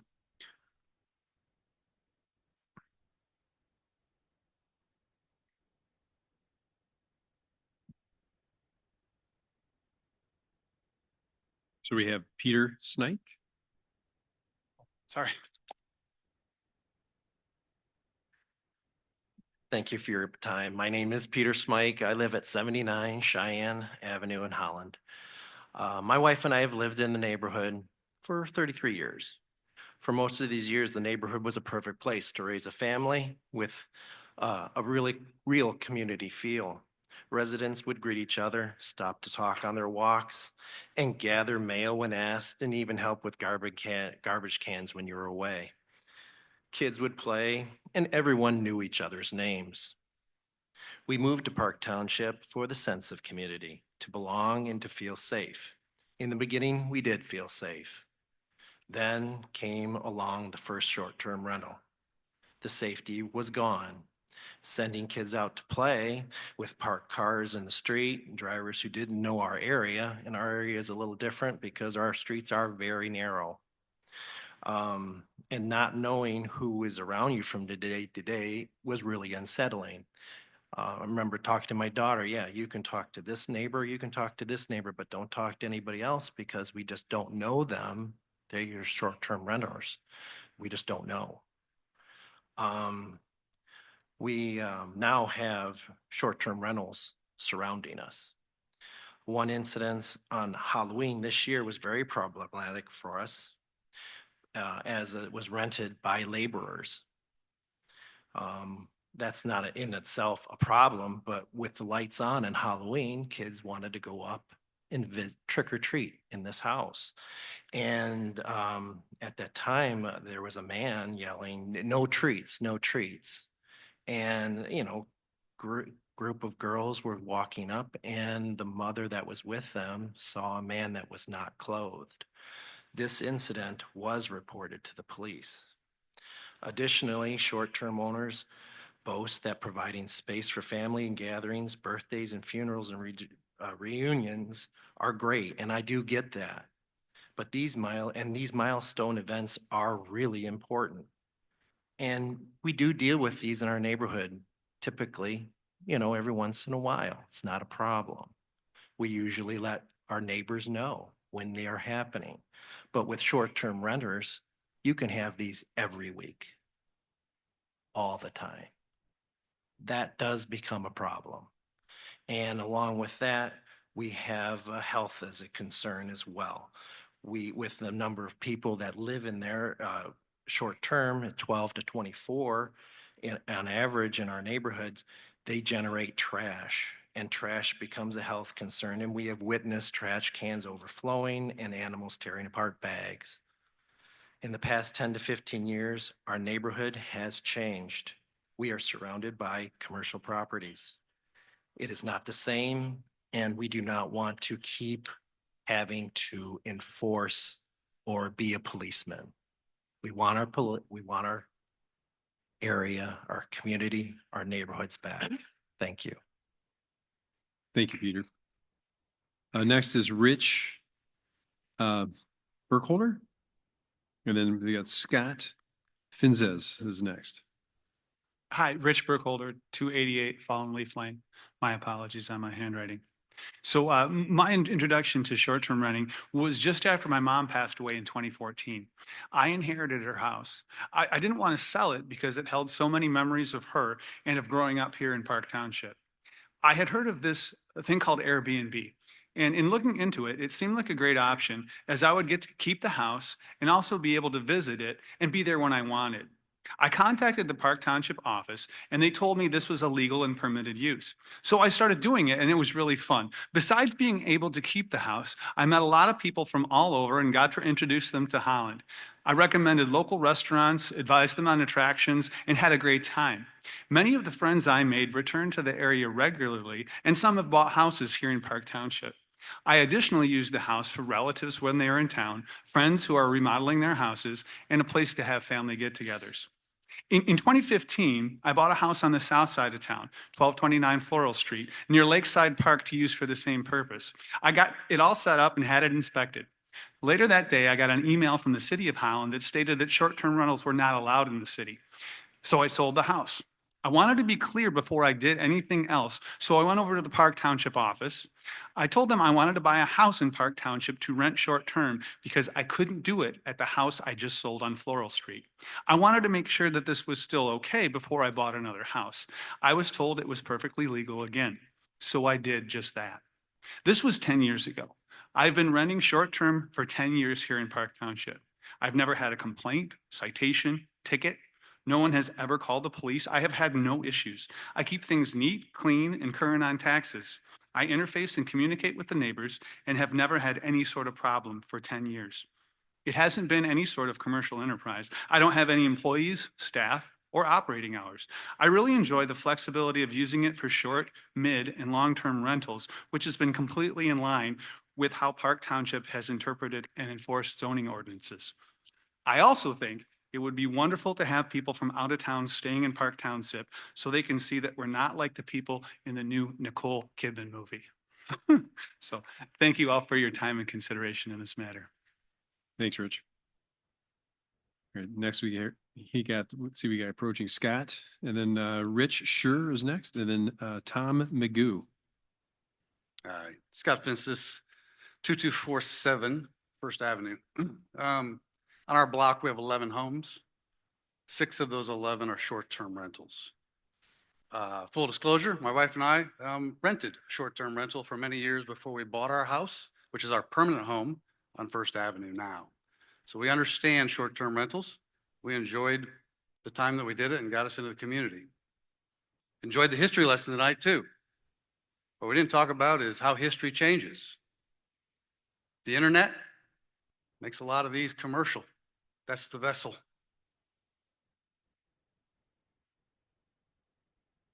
The internet also exposes homeowners. I have no idea who rents next to me each week. Don't know their name. Don't know anything about them. If I approach them with an issue, all they have to do is Google my address, and you can all do it tonight. 2247 First Avenue. And you can learn a lot about Scott Fences, his beautiful wife, Kim, who our son is, what we do, where we've lived. I still know nothing about that person next door to me. So you want me to approach them? You want me to call the police on them? The internet has changed since 1974. Airbnb, you want that in the ordinance from 1974? It wasn't around, wasn't a word.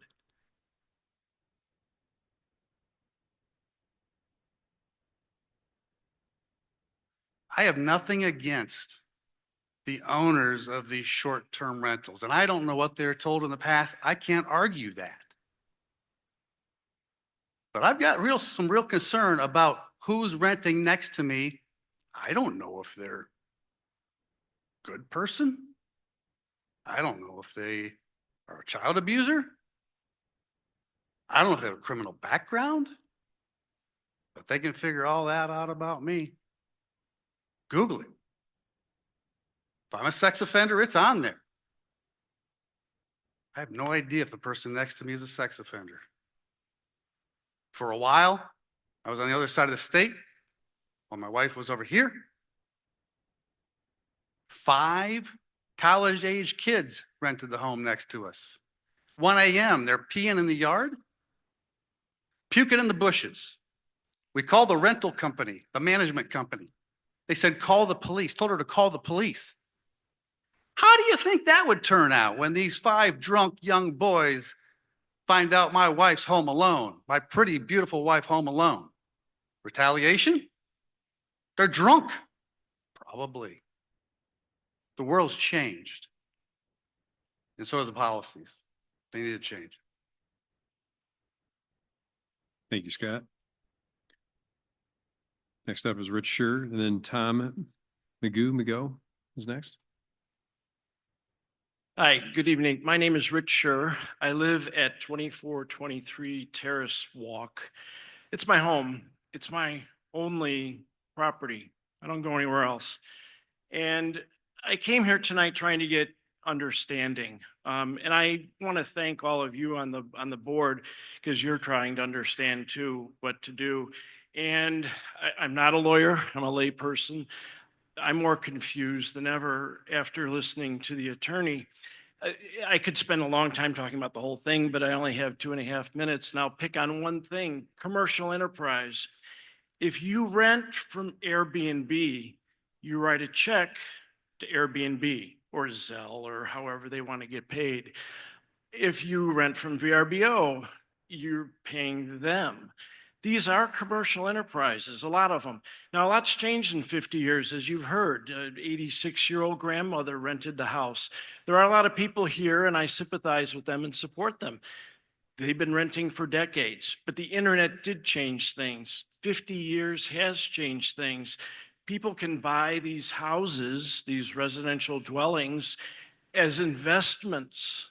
They live somewhere else, a lot of them. A lot of them are still the classic renters that, they lived in the area, they rented to families, friends, word of mouth, there wasn't an internet, and it worked pretty well. Why did this explode 5 years ago? COVID and Airbnb and VRBO, and I think it's called Unsalted. Those are commercial operations. So I'm confused as to how that argument gets in that a lot of these are residential. Show a picture of a house and calling it a hotel, motel, Holiday Inn, Master G, quote him. These are commercial enterprises. They're not private homes. Some of them are, a lot of them aren't. And that's the problem, is that with the commercial enterprises, there's, as Scott just pointed out, there's no supervision, there's no regulation, there's nothing to protect the people that live here. I'm a senior citizen. I also have a beautiful wife. I don't always know who's going to be there, but it's somebody every week, and it's a commercial enterprise. So on that much, I think I'm not confused on, and I hope you guys can find some clarity. And I thank you for the work that you do. It's not a fun task, I can imagine. Thank you, Rich. Next up is Tom. I'll let you, sorry if I botched your name. And then we've got Chris Bahama and then Terry North. Yes, Tom McGow. I, like everybody else, can't write very well. I live at 3426 North 168th. I've lived there for 20 years.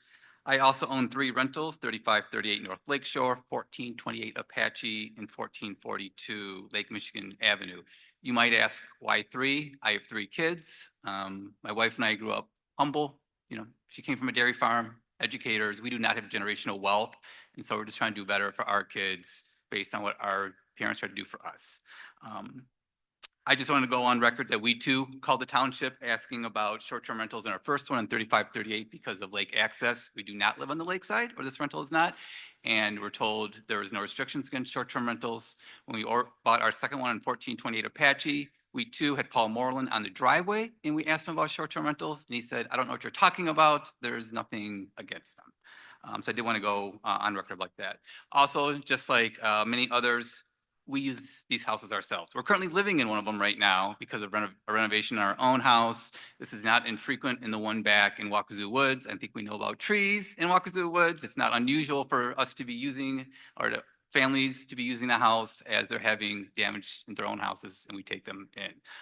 We've had pastors use them. My wife used it for book club. We use them on the regular. These are not party houses. I think we've heard negative stories. I do not want to be on the radar of a negative house. We take out the garbage every week. I feel for the residents here who have bad short-term rentals by them. I apologize to the short-term rental owner. I have similar stories about my own permanent neighbors. So I think some context of garbage, I can tell you, we take out the garbage of our rentals, and I can look at the permanent residents, and it is not well either. So again, I just wanted to say thank you for consideration, time, and your efforts on this topic. Thank you.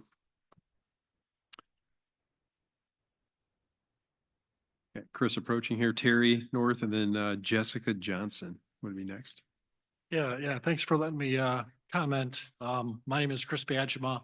I live at 3603 North Lakeshore Drive. That is our rental that we purchased in 2016 when we approached the township, and they said that it was legal to use that as a short-term rental.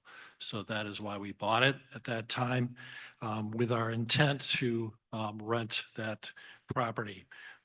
We have numerous neighbors that have inquired about renting it, right?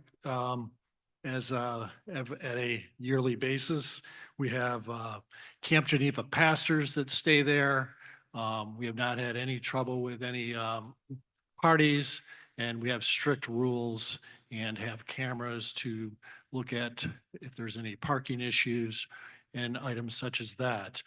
We are able to meet each renter, and also we can Google their names and look up their background. So we are hoping that we can have the option to continue to rent our home and would like to continue our present program that we use. So thank you for letting us, for listening to our comments today, and I'm very much in favor of keeping short-term rentals and having less, regulations on that. Thank you. Thank you.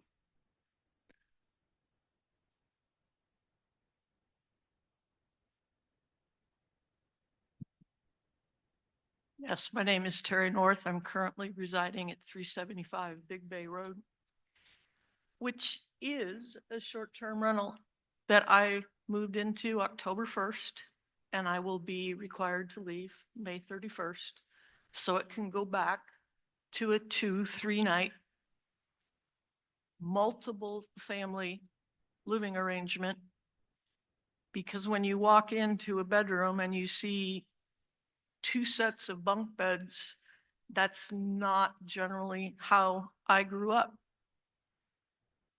Each individual might have shared a room if it was a large enough family, but it wasn't a family with 4 beds in one room. These are not single family residence homes.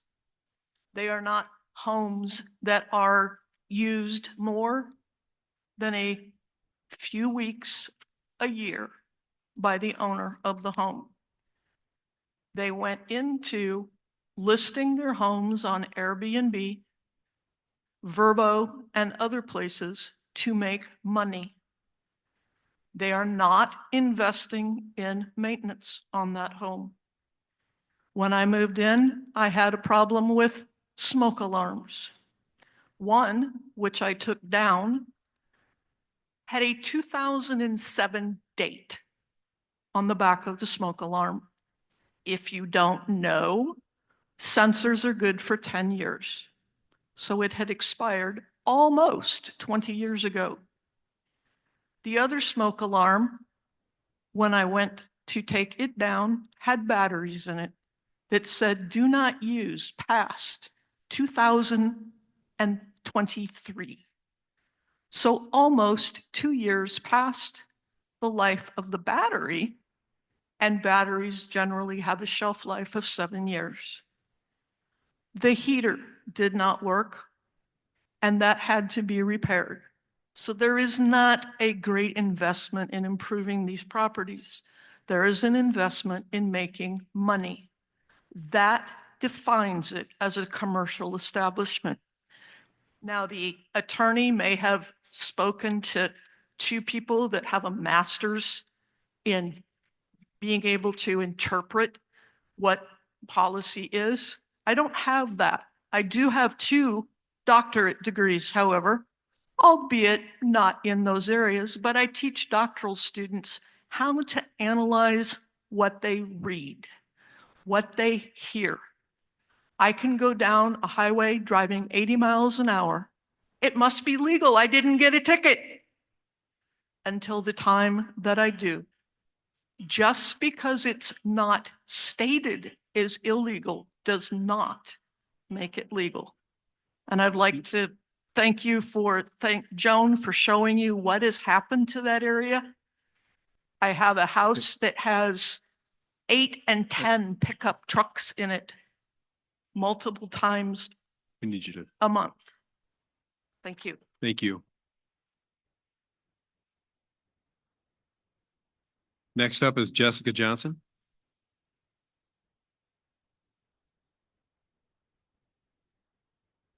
Is Jessica here? I'm not seeing Jessica. No, I'm seeing shakes of the head. No. All right, I'm sorry, David Ten, let's see, David Tenbrin? Tenbrini?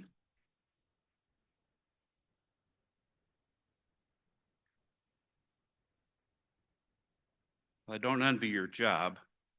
Let me start with that. But I do agree with short-term rentals. My story is a little unique. I'm a businessman. I own my own business, started it 40 years ago. I operate it yet today. I bought this house on 4390 Estate Drive, in the corner of Ransom and Estate Drive, for my family who grew up there. Upon 2019, I approached the Park Township office for tax purposes and talked about we were going to look at a house to buy on Lakeshore Drive for our own purposes. We lived in that house on Estate Drive for 40 years. So I was given permission, so there's no issues whatsoever for short-term rentals. The reason this became important to me is because I was trying to justify a new home I was going to buy. I owed nothing on my house. My kids still came home. I have kids that grew up here in Holland, went to the same school I did and such. Actually, I coached his kid. But back in the day, we were family orientated, lived in this state, lived in this on the State Drive, lived in Park Township. Was told we could do that. That was significant in the purchase of our new home because we could offset some of the prices. And let me just give you one.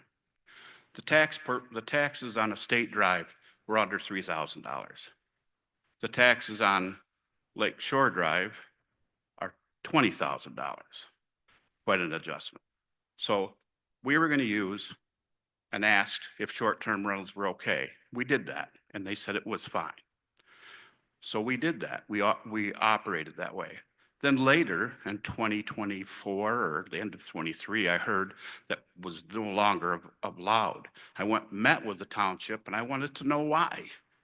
And I asked the question. I said, you guys told me I could do that. I did that. Now you say you're going to fine me for doing it. What did I do wrong? There was no answer. I will tell you that when I hear this from a business perspective, I don't think short-term rentals are your problem. I think it's managing the short-term rentals is your problem. I'm willing to put my expertise as a businessman up to the board tonight to say, I'm willing to help. I could be we don't have any issues. We see our neighbors on a regular basis. Our neighbors have no complaints. We've rented to from Japan to California to Florida to New York. Hey, David, People thanks. love it. Thank you. Thank you, David. Next up, Robert Bauman, and then after Robert is Anthony Senagor, I want to say.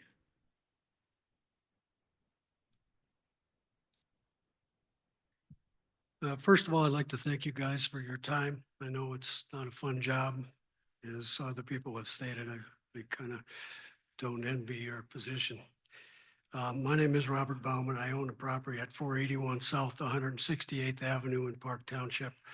I own another property in the township as well. In April of 1992, my family entered into an agreement to purchase the property. That's 33 years ago.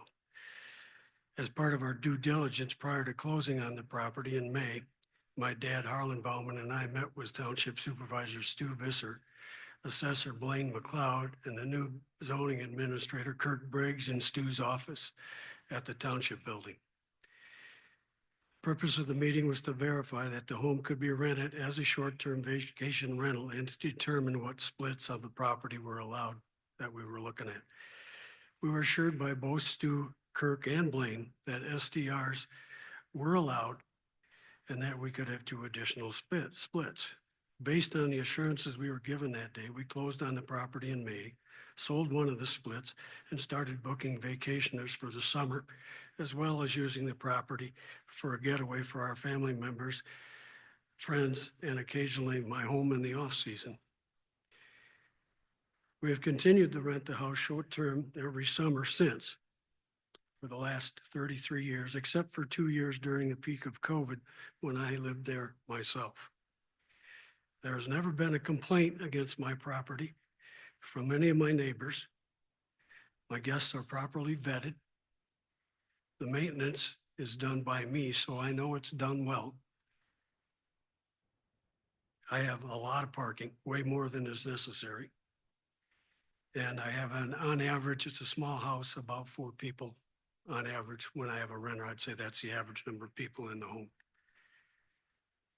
I believe I should be granted a variance to continue to operate the STR because I believe the current administration has an obligation to honor the word and the interpretation of the ordinance by previous officials for the last 50 years. I've been a real estate agent in this community for 43 years, so I'm well versed in what you do when you're going to buy a piece of property and what questions you ask township officials. And I've had a lot of my clients come down, told them, go talk to the township, make sure they'll allow you, just do it. I know they're allowed because I know Stu, I knew Javen Weirin, I knew Kurt Briggs, I know them all. I know what they're going to tell you, but go down there and do it anyway, because that's the right way to do it. Each and every time they were told they were allowed to do it. I hope you guys will honor the word of previous township officials and grant the variances that are being requested here tonight. Thank you. Thanks, Robert. Anthony Singora.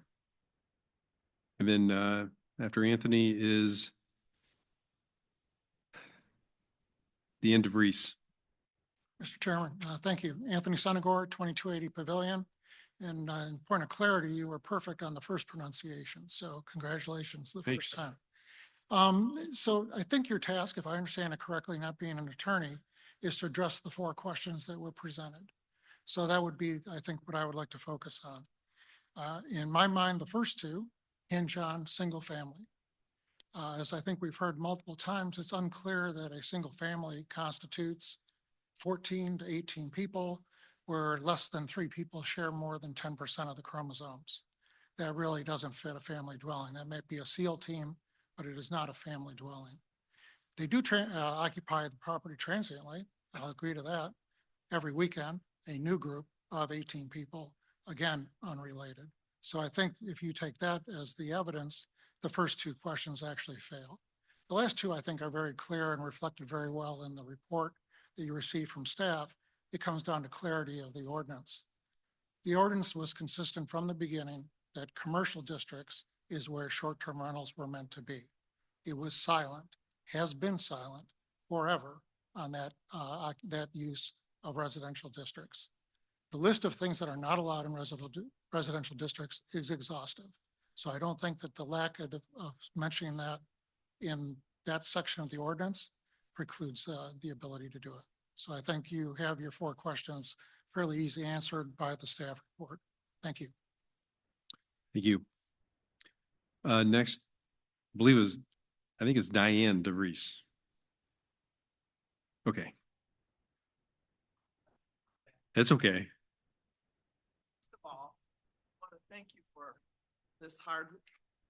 First of all, I want to thank you for this hard work because this is very confusing.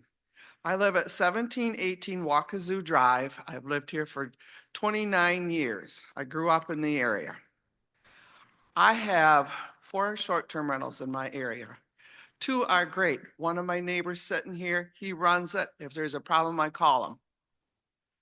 There's one that is a nightmare. So these are my questions to you. I made a commitment to buy a really nice house in Park Township, all that I could afford. And I need you to protect my property values also.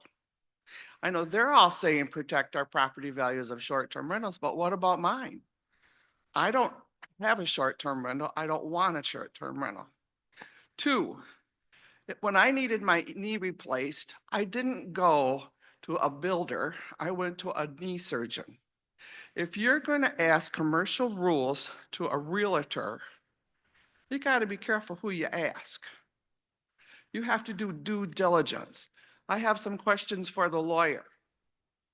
Rhetorical, of course, because I know you can't answer. I know a lot about attorneys. I have a couple in my family. First of all, did you ever talk to Kurt Briggs about why he wasn't here after? Yeah, there's no questions that can be answered here, so. Okay. Okay, I'm Yeah, sorry. you, Okay, I think he needs to investigate that also. Because a lot of the confusion that has happened here, which I feel bad about, because it's dividing our community, have to do with how laws were interpreted, but maybe lack of understanding and skill on their part. I don't understand temporary. I had to temporarily stay off my knee. It was for 2 months. That's temporary. That's not, our laws are saying 1 month. That's temporary, and that's more than enough. What about single family? We could go on and on and on and talk about this. But you have to make some decisions and you have to move forward. And the world changes. The internet came about. And we have to be so careful of our communities now. We just can't do it the way we used to do it. You have to set up rules and guidelines and have the ability to manage and monitor it. And that's what's been lacking. And so you can argue and fight and go back and forth. And I feel bad for the people who bought properties and now they're sitting there and they don't know what to do. But the bottom line is I bought property too, and I want it protected. thank you. Next, James Gipfried.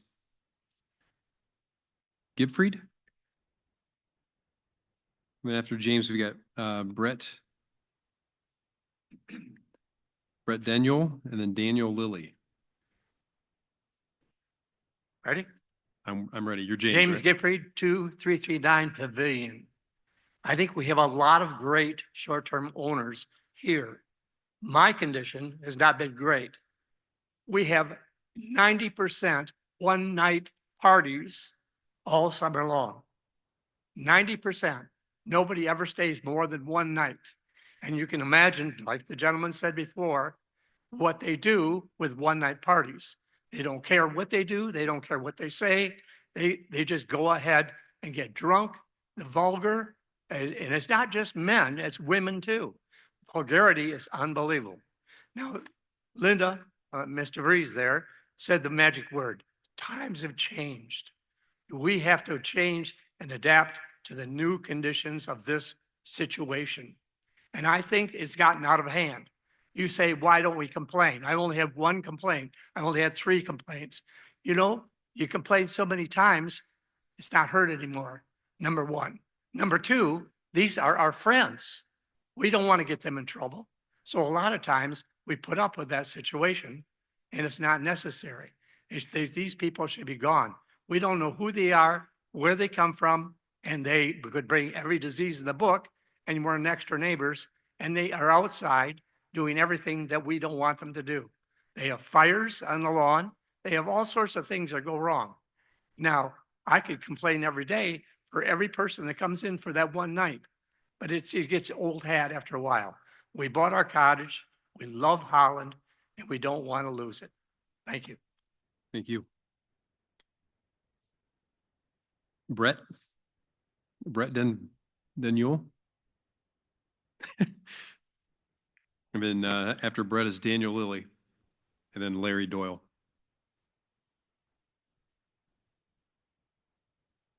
Hi, thank you for letting me speak.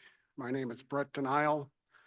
Our family has been coming to vacation in Macatawa for over 100 years. My immediate family, we have a place, 2338 Crescent Walk in Macatawa. We've had it for over 60 years. It has been rented short-term, especially in the summer. Our parents lived there for many years, and when they passed away, we didn't even consider, we being myself, my brother, and my sister, who now co-own it, didn't even consider selling it because we have such deep roots in the community. We have been both owners and renters and have had the joy of being able to share this amazing and beautiful part of Michigan with countless family members and friends. We are not a commercial establishment, nor do we have any employees or operating hours. Ours is a residential property and has been used as a vacation property for our out-of-town families, temporary home for people between homes, and occasionally for church youth group gatherings, family reunions, anniversary celebrations, and so much more. By far, the majority of our renters are what the township considers short-term, and most renters are repeat rent guests who have come to love this area. If the township takes away our ability to rent our home for short-term, we will not have any choice except to sell the property, as it is not financially responsible for us to leave it vacant for many months at a time, because both myself, my brother, and my sister live out of town. We are responsible renters. We vet all our renters that come in. We've had no problems. We have had no complaints. We do not want to make money. We're using the money that we get from our renters to upkeep and maintain the house and keep it presentable and in a beautiful condition for anybody who uses it, whether it be ourselves, our families, friends, or our renters. Thank you for letting me speak this evening. Thank you. Daniel Lilly. The next is Larry Doyle and Denise Smike. Hello, Daniel Lilly. I own 74 and 94 Cheyenne. We've been renting when we're not there since 2007. Renting has allowed us to buy and then eventually move in. We moved in a few years ago. We've had regulars for years. It's usually local people that have their family members come and then they can stay there near the local people. It's been very traumatizing for them these last couple of years, as we've said, yes, you can rent, no, you can't, yes, you can, back and forth. When we bought the house, it was in really bad shape. We've put a lot of money into it. So we keep it up to date. I mean, there's no way if you're renting and you're putting pictures out there that you're going to let it run down.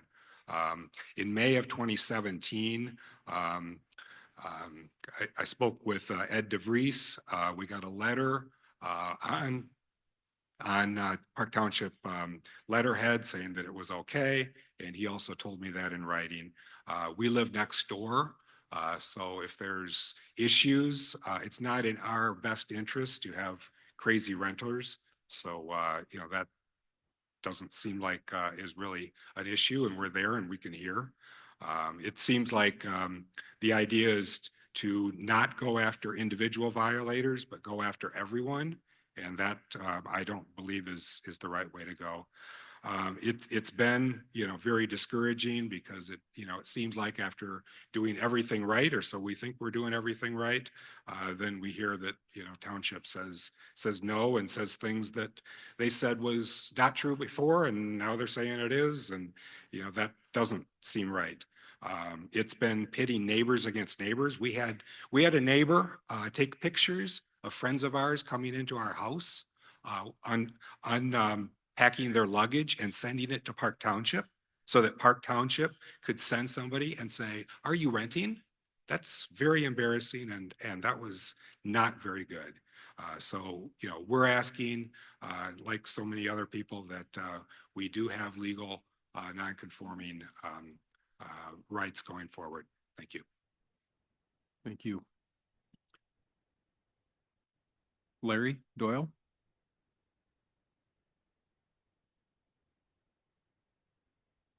Then after Larry, we've got Denise Smike and then Jerome Veit.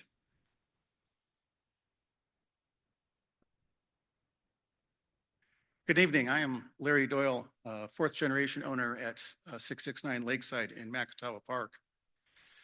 To return back real quickly to Kyle's presentation, our family has owned property in Macatawa since the late 1800s. We have rented for 90 some years, including my grandmother, who in the 1930s and 40s, and certainly against the customs of the time, would often rent to single women and some of them who had boyfriends. So we've rented prior to 1963 and post 1972. And in our decades of renting, we have never been advised, never been told, and have never been cited or ticketed for renting. I think, if anything, there's one thing we all can agree on, and that is people can be jerks. But I feel this is an attempt to use zoning regulations to address criminal and obnoxious behavior of some renters. Thank you for your time and your consideration. Thank you, Larry.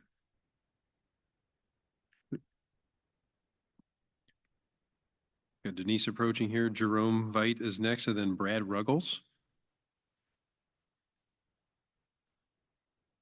Thank you for this meeting today. My name is Denise Smike. I live at 79 Cheyenne, and I've lived in Park Township for 33 years. I just want to address a couple points that Kyle made. One of them was trust and truth. And I have to say, he threw a lot of people at Park Township under the bus with some of the things that they said, but I also want to say that trust is a two-way street. So as a long-term resident, when someone moves into my neighborhood and we get to meet them and I hear, oh, hey, we bought this house and we plan to retire here in a few years, and we're just going to let friends and family stay there until we do, and then proceed to see up to 15, 16 cars parked out there, license plates from all over the United States, you tend to lose that truth and you tend to lose that trust. This also happened with another short-term rental in our area. We met the neighbors and they said, oh, we bought this as our vacation home. We love Holland so much. Within 2 months, it was a short-term rental. So if they're being told that it's okay, why are they lying to the long-term residents? If you build it, they will come. My question is, who does Park Township community want to come? We have experienced short-term rentals in our neighborhood for almost 20 years. It started with one and now we're surrounded by them. I have no ill will against the short-term rental owners. They were never told their commercial business could not exist in a residentially zoned area. I have no ill will against the vacationers. They deserve to have fun. They should have campfires, sing-alongs, and yes, even happy hours. The problem is vacationers are trying to let loose in a setting where neighbors go to work, have daily responsibilities, and experience the everyday stresses of raising families. Let's face it, vacationers have vacation brains. We are trying to blend two entirely different lifestyles. I believe that this is why communities establish zones to begin with. Blending these two lifestyles comprises the well-being of the long-term residents. Many long-term residents take pride in their houses, and that's not often the case with the STRs. Garbage cans are left out, cars are parked on lawns, mailboxes are overstuffed. Things like that happen all the time. Members of the zoning board, if you build it, they will come. The question is, are we building a community of families that contribute their time, talent, and treasures to Park Township? Or are we building a community filled with commercial properties that house weekly transients who use our resources, leave their trash, and disrespect long-term residents? The answer lies in your hands. Thank you. Thank you, Denise. Jerome Veit. Then Brad Ruggles and Lisa Ruggles.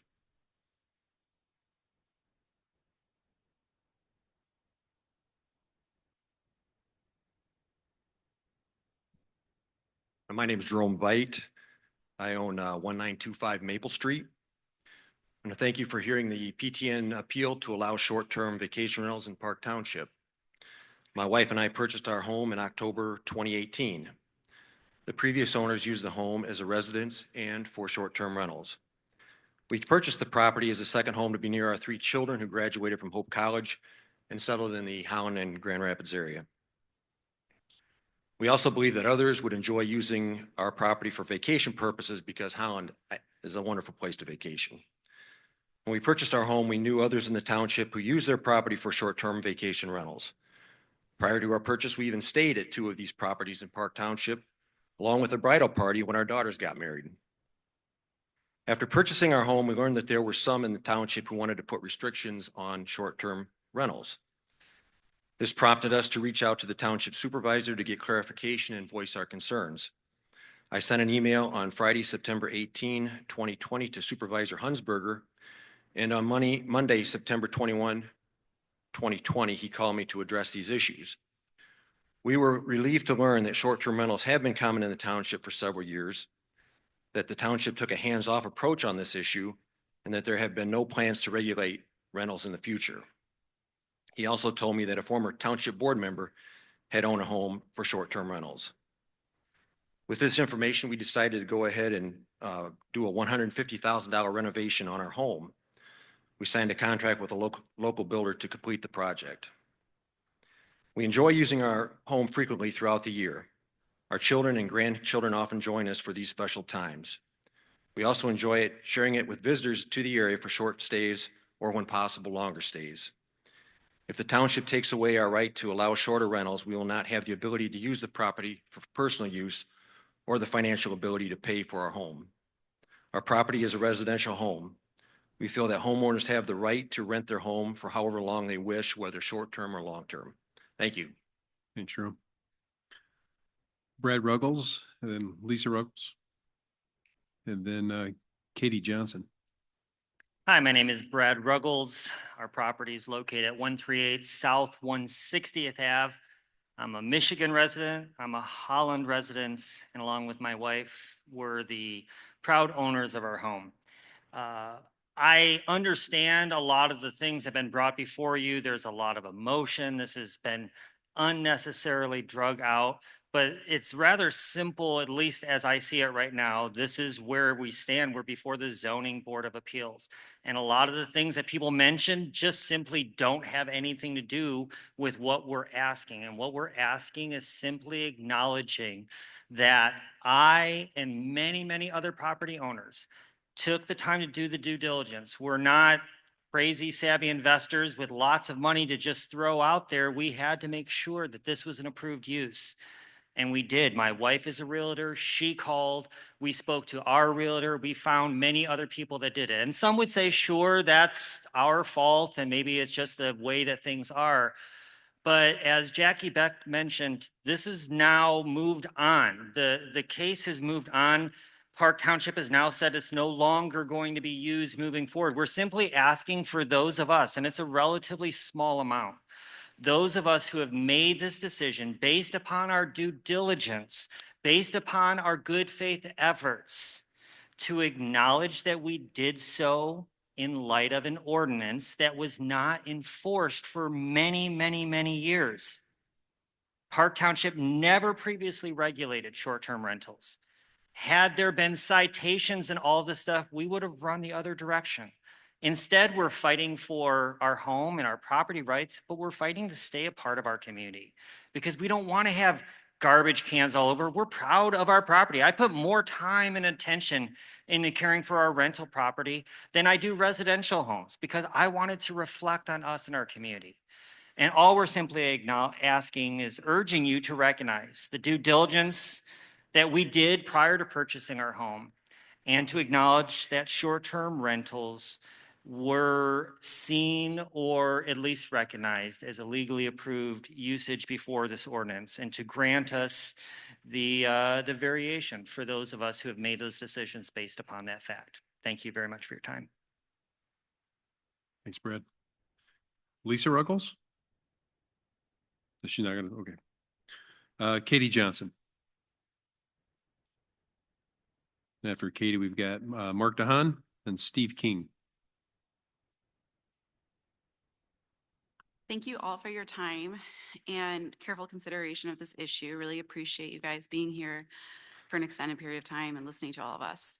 My name's Katie Johnson, and I'm a resident of Park Township, and I'm also here to voice my support for short-term rentals. In addition to being a resident of Park Township, I also own a short-term rental at 2188 Arapahoe, and like many others, my husband and I relied on the fact that there were no regulations as stated by the township. And relying on this, we invested money into furnishing and improving our property. We used it personally for hosting family and friends, and now we're not able to use it as a short-term rental. Park Township should interpret this ordinance as allowing short-term rentals, as they told people for years. The concerns that have been raised by other residents could have been addressed by reasonable regulations. And they can still be addressed by reasonable regulations. And now there's only, as Mr. Ruggles stated, around 107 property owners seeking this variance. We're not asking for this board to blanketly allow short-term rentals everywhere. We're asking for the board to allow properties that have existed prior to the 2024 ordinance and that are included in this application. There's only around 107. Many of the issues that have been talked about tonight by residents can and will be resolved by the fact that there's this 2024 ban. That's not changing by your interpretation. And so I really appreciate your time tonight. And I would ask you to allow those who rented prior to 2024 a lawful non-conforming use. Thank you. Thank you, Katie. Mark DeHaan. Following Mark, Steve King, and then Judith Bergsma. Thank you all for having us here this evening and addressing this difficult issue. Especially thank you for staying up so late at night. This is a contentious subject. It's almost like being at a Michigan State football game. You know, it divides families, it divides communities. I am a Park Township resident. I don't think we have an STR problem, a short-term rental problem. I think we have a landlord problem. And as a short-term rental owner, we're happy to be regulated. We're happy to be charged a fee. We're happy to be scrutinized. I think the city of Holland does some of this. I think the new ordinance is going to help with that. But when I was considering opening or having a short-term rental in 2022, I went into the Park Township office and I asked, what do I need to do? Where do I register? How do I sign up? How do I do this? And they asked, what do you want to do? I said, I want to be a short-term rental. I want to refresh the property. I want to tear down the dilapidated, dangerous garage in back, which the floor had heaved and the sides were dangerously caving in. And I left with a demolition permit because we were going to refresh it and tear down the garage. I didn't get a chance to sign up as a short-term rental owner. There's no way of doing that. I didn't have to do a building permit because I was simply doing a refresh. So I went in to do everything exactly like I was supposed to, as legally as I could. I have a 1,000 square foot cottage across from Lake Macintawa. It's got 2 bedrooms. I limit it to 4 occupants unless the occupants have a child 2 years of age or younger, then we'll set up a portable crib. When I was a teenager, my family rented in Park Township on Lake Michigan. My dad rented a beautiful cottage and he would say to all of us kids, 4, bring your kids, bring your loved ones, and we'll all gather together. And that was about 14 people. We don't do that at our place. We only have 1,000 square foot. But as a kid growing up, I really enjoyed access to Lake Michigan. I wouldn't have had that otherwise. I wouldn't have gotten to play at the beach and enjoy the water and so forth. The beautiful thing about having Quincy and, well, Quincy no longer does, but James and Riley end in the lake is you have public access. It's a beautiful thing, giving people who normally wouldn't have the opportunity to experience Park Township fully to have access to it. I want to also think about property tax. As a non-resident of my short-term rental, I don't get the full homestead deduction. I pay twice as much for property tax as all the short-term rentals owner do. I think that's about worth $10 million to the Park Township. Thank you.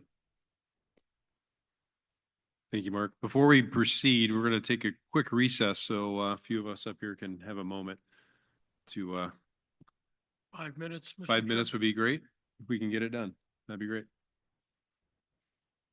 Thank you.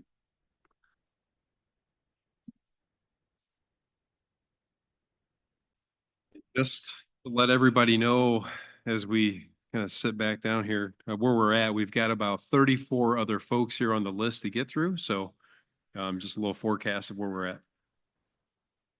It looks like we're ready to begin. Back in session. Our next person on the list here for public commentary, Steve King was up. Is he still with us? Steve King, are you here? I don't recall if he was coming up when we were adjourning there for recess or not, but we'll move on to Judith Bergsma.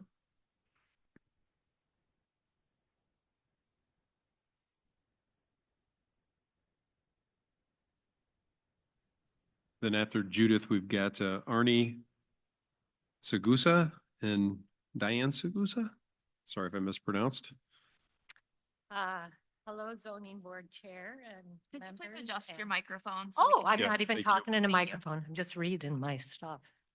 Okay. I'm Judith Bergsma. Is that too loud? And I'm at, well, I got two addresses. It's 2397 North Walk and also 624 Bay Road. It depends who you are, where you think I live. I live in Macatawa Park, and we're a seasonal community. It's essential for us to maintain the opportunity to do short-term vacation rentals. Macatawa cottagers have come to their rental cottages to their vacation cottages for more than a century. When the average American only gets 10 days, this is statistics, of paid vacation year, it's completely unreasonable to demand a minimum of 28-day vacation rental term. I don't run a commercial property. It's been 3 decades since a commercial establishment existed in our community after the closure of Point West Resort. Our 2-family cottage, and I don't know, we keep talking about single family, I'm a 2-family, has no staff, it has no employees, it has no hours of operation. It's completely inaccessible to the general public. It exists in a gated community which has no commercial potential. The pilot house is a 2-family South Side Holland cottage with private Lake Michigan access. The lower unit, the lower residence, is primarily for my family, with the upper unit has always required a minimum of a week-long reservation in the summer months. However, we also use the upper unit for personal use, such as hosting events for my son's recent wedding or out-of-town friends and family. Our community was built for summer vacationers. It's less than 20% of the 150 residents are inhabited year-round. It's effectively a ghost town during the off-season. There's a significant historic public interest and benefit in keeping our cottages available as vacation homes with reasonable rental terms. None of you can come out to, unless you have a friend or you own a cottage, out to the lighthouse anymore. Well, if you rented my small apartment, you could. You may wonder about the demographics of our renters. I generally rent to a couple or small families with a maximum of 4 guests. I have 2 parking spots. Many vacationers have long-rooted and deeply personal connections to Macatawa and Holland. They contribute to the greater Holland area. They're keeping your community economically vital and thriving. I mean, they come out, they go Christmas shopping in the middle of the summer, buy all their gifts downtown. They're doing everything. Thanks, Judith. Okay. And I just wanted to say, I've No. been doing this for 45 years. Thanks, Judith. Arnie Segusa? Segusao? No Arnie. How about Diane Segusa? Is she here?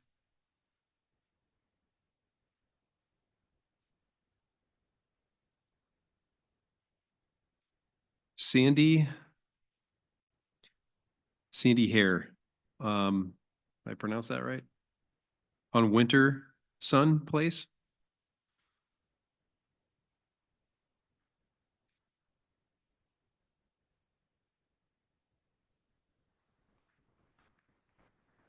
Wanted to thank everyone because this has been so educational to us because we were all confused, didn't know what was going on. But my husband and I, over 35 years ago, happened to have an opportunity to buy a old house that now is over 100 years old and on Second Avenue. It was going to be taken back by the state within 24 or 48 hours. So it was nothing that was planned. We did not have any idea for anything other than keeping it into our family. We have 3 daughters, and my husband has a degree in construction. My father was a builder all of his life, and my grandfather. And of course, my dad had us kids always working in the building. So we had no doubt in our mind that we could handle the thing. We gutted the thing. We were told, okay, you can only go down to the studs. This is historical. You cannot add anything. You could not change anything big. But we did gut the whole thing, put in everything new, all utilities, everything. It was so horrible when we got it. There was a big rusted pickup truck in the back with a big oil tank, which they heated the house there with oil on the inside of the house. And the water was bad. The toilet and the shower was under the staircase to go upstairs. There was no railings on the stairs. There was no doors on anything in the inside. So we fixed it all up, and our intentions was to keep it. And that still goes. Our 3 generations are now coming there to help. Our daughters helped remodel the thing. We're very, very proud. We have rentals that come back. We have one lady that's coming back again this year. She is so familiar because her and her husband was here all the time, but she's from Indianapolis, and this is going to be her 18th year. And she comes all by herself with her cat. She goes to her knitting classes and made friends. And this is just what she enjoys. And we have multiple families that have been coming back for 15 or plus years. So I would like to make sure that that area is Sorry, set up to be for not. Thanks, Sandy. Right. Thanks, Sandy. Okay, thank you. Now, there's someone else with Sandy. I can't, the name is not legible, but they're on the list here with the same last name.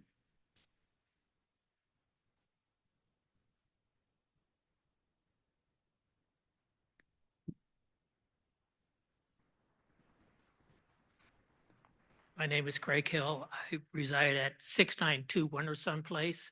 Been there for about 38 years.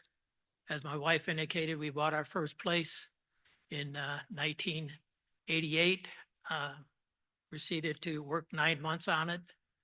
During that entire 9 months, I had a big banner in the screen-in porch that said cottage will be available for weekly rentals starting next spring. I'm sure that all the building inspectors came and they noticed that sign. It was there forever. So I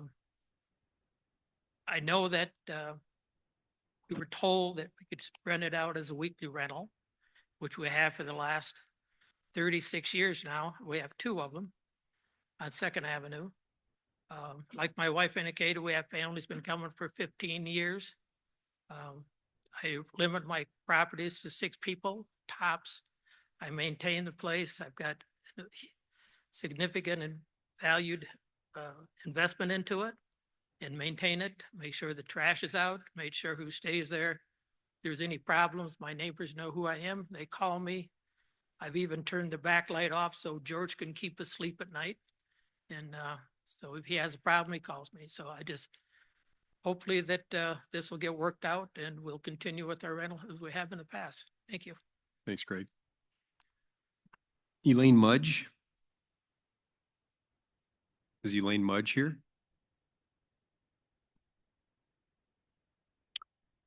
Taylor Johnson.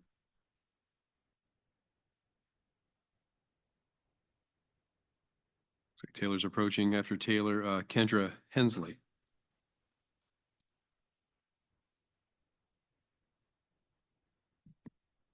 Taylor Johnson, 148 160th. In November of 2021, my father and I decided it would be a good idea to purchase a house in Park Township for the benefit of our friends and family. At that time, my parents were living in Colorado and needed a place to stay when they would visit their kids and their grandkids. We called Park Township that fall, and after being placed on a quick hold, we were told verbally that there was nothing enforcing any ban on short-term renting, and we would be allowed to do so. We explained the purpose of this house was for friends and family to come visit and have a place to stay in order to help pay for expenses. We would like to occasionally short-term rent it. The township verbally told us that fall that there were no issues and we could move forward with our purchase.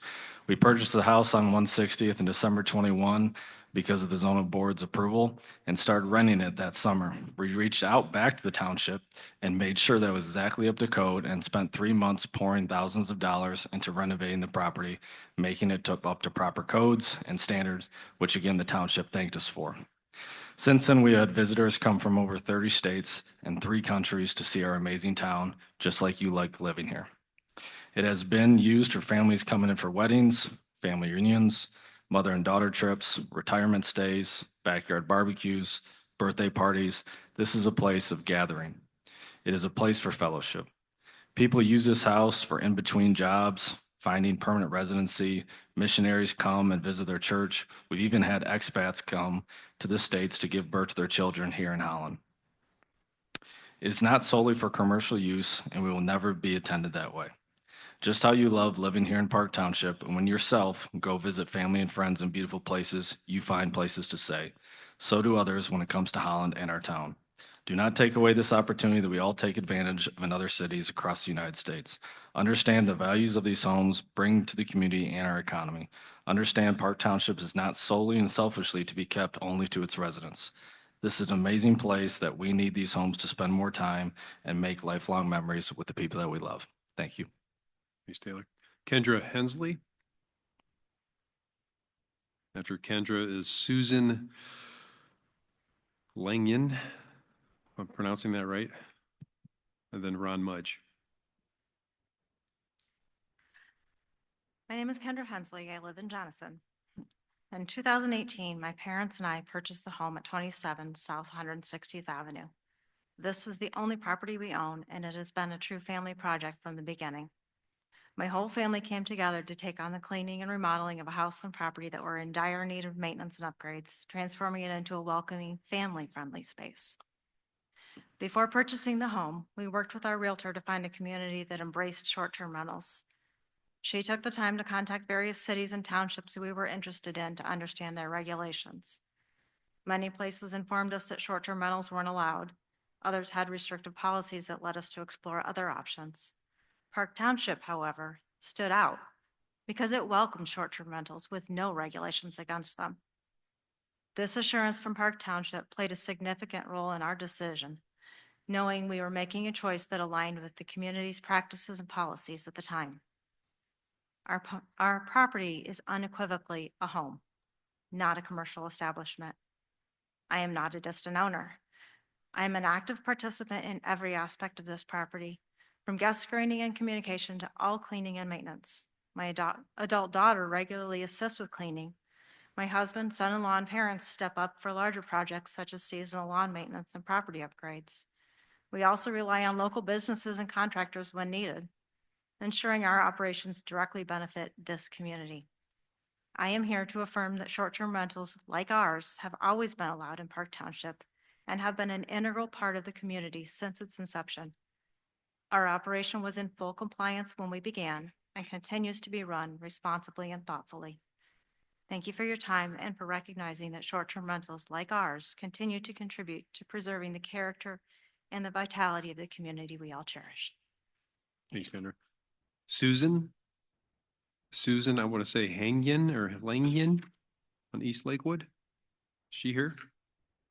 Susan?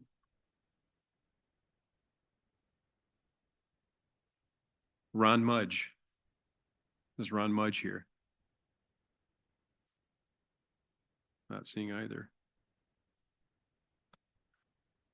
How about Jim and Pam Stegner? They are here.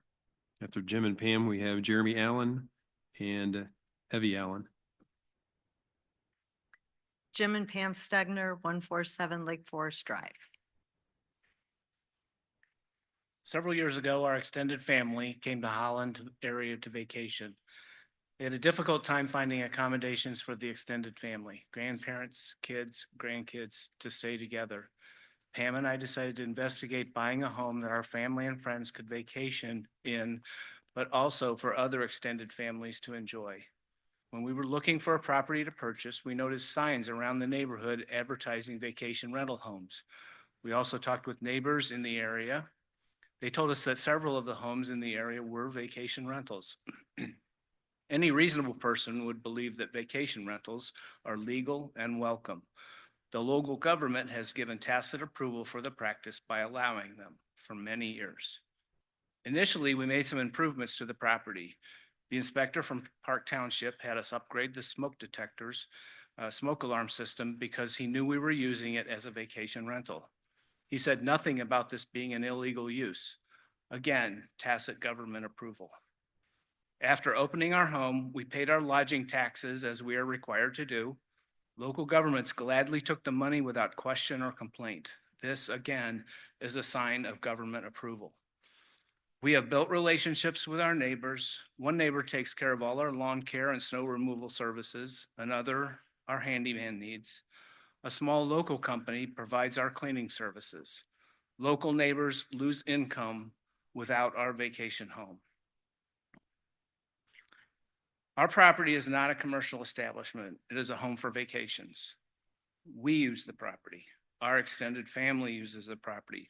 Our friends have used the property.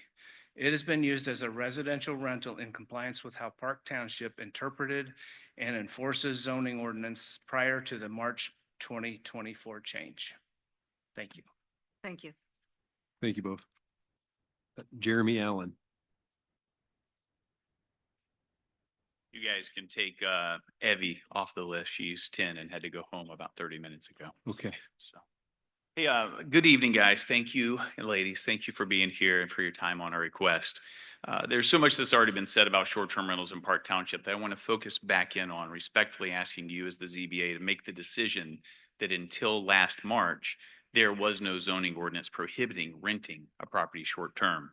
And to clarify, despite all that's been said tonight, I want to make sure that everyone understands that after that zoning ordinance amendment last March, no new short-term rentals are allowed, period. We understand that, and I hope everybody in the community understands that. We're asking for approximately 107 properties to be allowed to apply for and be given non-conforming status. Even the township's attorneys quoted the Michigan Court of Appeals in their brief last fall regarding the interpretation of zoning ordinances, which said, and I quote, "The past practical construction over an extensive period of time by the officer or administrative agency is to be accorded great weight in determining a zoning ordinance meaning." In tonight's agenda packet, we've already reviewed some of the dozens of examples where qualified Park Township representatives said there were no regulations regarding short-term rentals. The ZBA will also find a lengthy staff report by current township employees trying to disregard those statements, which were issued over and over again for an extensive period of time of almost 50 years.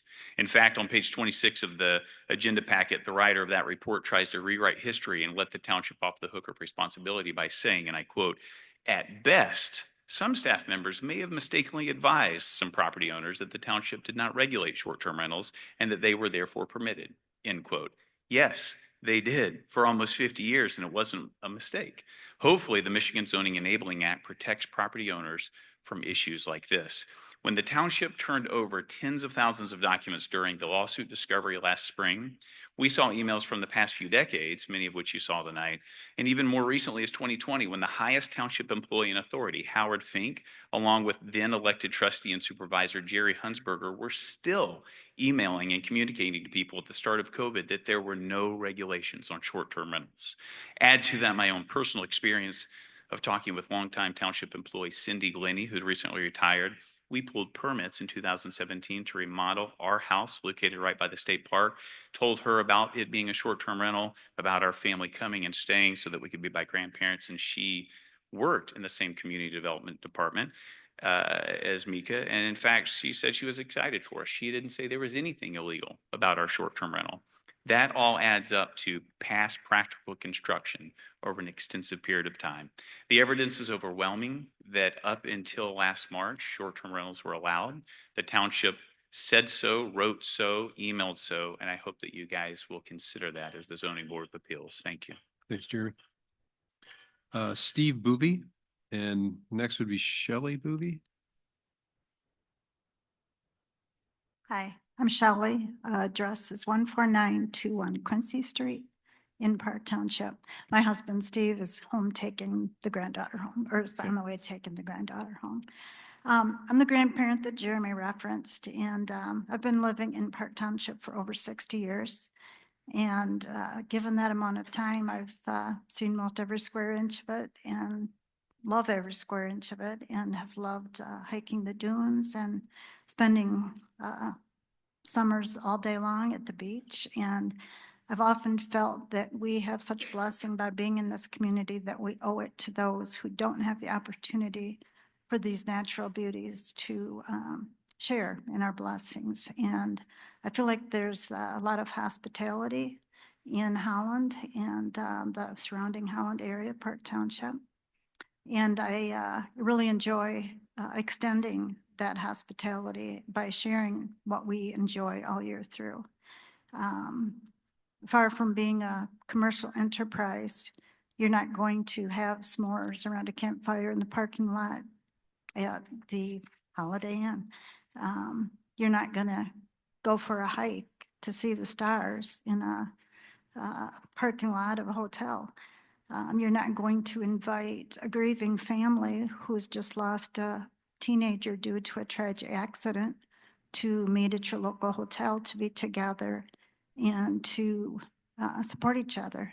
But all of those things do happen at the short-term rental that we've all come to love and use. And it's just a unique opportunity. I don't feel like it should go by the wayside in our community.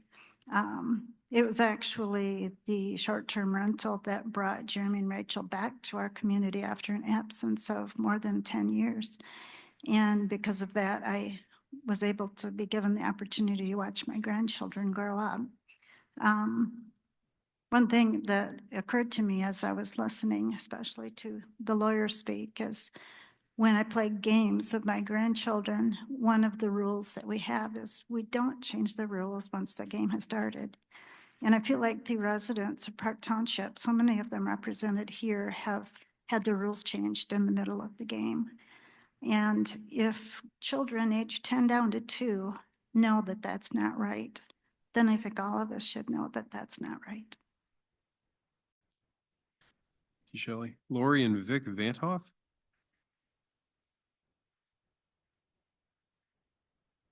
And then Sarah Pendergrass and looks like Mary Nussbaum next. I'm Lori Vanthoff. In 2016, my handsome and smart husband, Vic, we bought an old farmhouse at 337 South 168th Avenue in Park Township, just down the road from where we used to live and raise our children for over 15 years. We were purchasing this property specifically for a short-term vacation rental. But before we purchased, we contacted Park Township to ask permission and what the process was for a short-term rental. We already owned a duplex rental in Holland Township, so we were very familiar with needing to obtain permission to register and inspect our rental. We were told by Park Township that there were no regulations, no restrictions, no registration, and it wasn't an issue.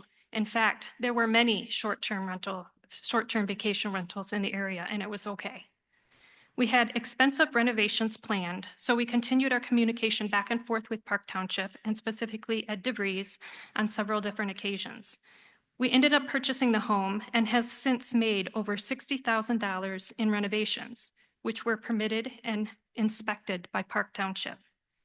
In 2017, We again contacted Park Township for permission and spoke with Ed DeVries again about putting a sign out in the front of our yard for short-term rental. I provided a copy of that email from Ed DeVries. We were told to treat the sign the same as a real estate sign and no permit was required. Since 2007, we have been using and renting our home. Our doors are not open to the public for walk-in, and we are not a hotel or motel commercial establishment. This is a residential home that is not only used by our family, our friends, and our church groups, but also as a residential short, mid, and sometimes long-term rental, completely in compliance with how Park Township interpreted and enforced the zoning ordinances before they were changed in 2024. We host families that are wanting to relocate here, people who are on work assignment, people who are renovating their homes and need a place to stay, and need temporary housing, families coming to visit their family and need their own place to stay, and people who just want to come and enjoy our Park Township beaches and community. This home is our livelihood. This is our family home. Our kids and grandkids help us to keep up the home by cleaning, fixing, and maintaining it. This home, which is our family home, is to be passed on to our next generations. We're asking for you as the board to grandfather us in as a legal non-conforming status for short-term rental. Thank you. Thanks, Lori. Sarah Pendergrass. After Sarah, we've got Mary Newsbaum and then Gail Shulman. Good evening. My name is Sarah Pendergrass. My home is at 742 Park Avenue. My family has spent summers and long weekends in Holland for over 30 years. Beginning in the early 90s, my family rented short-term from 3 families who were generous enough to offer their cottages to us on Lake Michigan. Over time, Holland truly became our second home. We built friendships in town that remain to this day and developed relationships with our cottage neighbors, all of whom were full-time Holland residents. In 2005, my parents purchased a home in Holland. Our family spent a great deal of time there on the weekends and, of course, during the summer. In 2011, my father died unexpectedly. In the fallout, our family made the difficult decision to sell that home. Fortunately, again, through the generosity of families who were short-term renting their homes, we were able to continue spending summers in Holland renting on the south side. In 2017, my husband Mike and I had the opportunity to purchase our own home here. We purchased that home from friends who had purchased the home 2 years prior, rehabbed it fully, and rented it short-term. Upon purchase, all rentals were transferred into our name, and we have continued renting short-term periodically for the last 8 years in compliance with how Park Township interpreted the zoning ordinances before they were changed in March 2024. This is our family home. It's not a commercial establishment. It's precious to us. Our family's best memories were formed there and in the other STR homes we were fortunate enough to rent. I personally vet each group that requests to rent. We limit the number of people in our home and do not allow parties or events of any kind. We enforce quiet hours and limits on the number of cars in our driveway to preserve the peace in our neighborhood. We've hosted church groups, groups of international engineers, snowbirds in town for the holidays, families visiting for events at Hope College or the state high school swimming tournament, attendees of Tulip Time, groups in towns for weddings, and friends and families looking to enjoy the beaches of Southwest Michigan. Our next door neighbors happen to be full-time residents who consistently share that they are pleased with the renters who come stay at our home. They are respectful, kind, quiet, and clean. Our neighbors appreciate that we've made improvements to our home in direct opposition to those on our block that have gone into disrepair owned by full-time residents. We feel passionate about being able to offer out-of-town families the same opportunity my family had 30 years ago to come to Holland and enjoy all that it has to offer: the beach, the town, the community, the shops, the restaurants, and Dutch culture. I would be remiss not to mention the dollars spent within the Holland area as a result of these rentals. Holland is a destination resort community, and tourist dollars contribute to the economic well-being of the community. We humbly implore the ZBA to consider this message tonight. Taking away our ability to rent short-term would inhibit our ability to own this second home, as waiting for the occasional 28-day rental is not financially feasible for us. It would remove our ability to spend time in the place we hold dear and would stop us from welcoming friends and family to enjoy all that Holland has to offer. Please do not allow the loud voices of few to overpower the many who offer up their homes responsibly and with limits, and those who rent with respect to our beloved community. Thank you, sir. Mary Newsbaum. After Mary is Gail Schauman and Tom Gisbers. Mary Nussbaum. I live at 420 Spruce Street. I've lived in my home for 29 years. Before that, I lived across the street in a home that is now a second home / short-term rental. For 2 years with my husband. He lived there 10 years before that. At one point, I had 3 short-term rentals around me. The previously mentioned one, the one next door at 438 Spruce Street, and one behind me through my backyard. Thankfully, 2 of those are no longer operating, and one has sold into a full-time residence. It is glorious having a neighbor next door again. The attorney during his presentation kept saying, words matter. And yes, they do.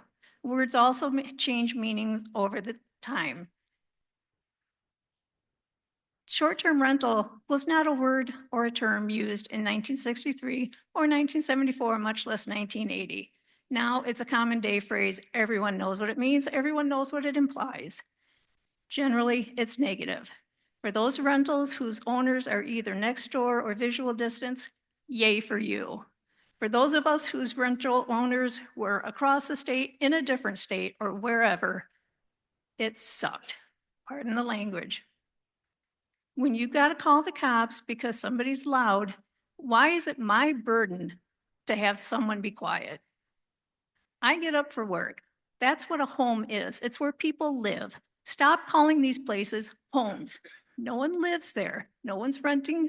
Nobody's registered to vote there. These are not permanent residents.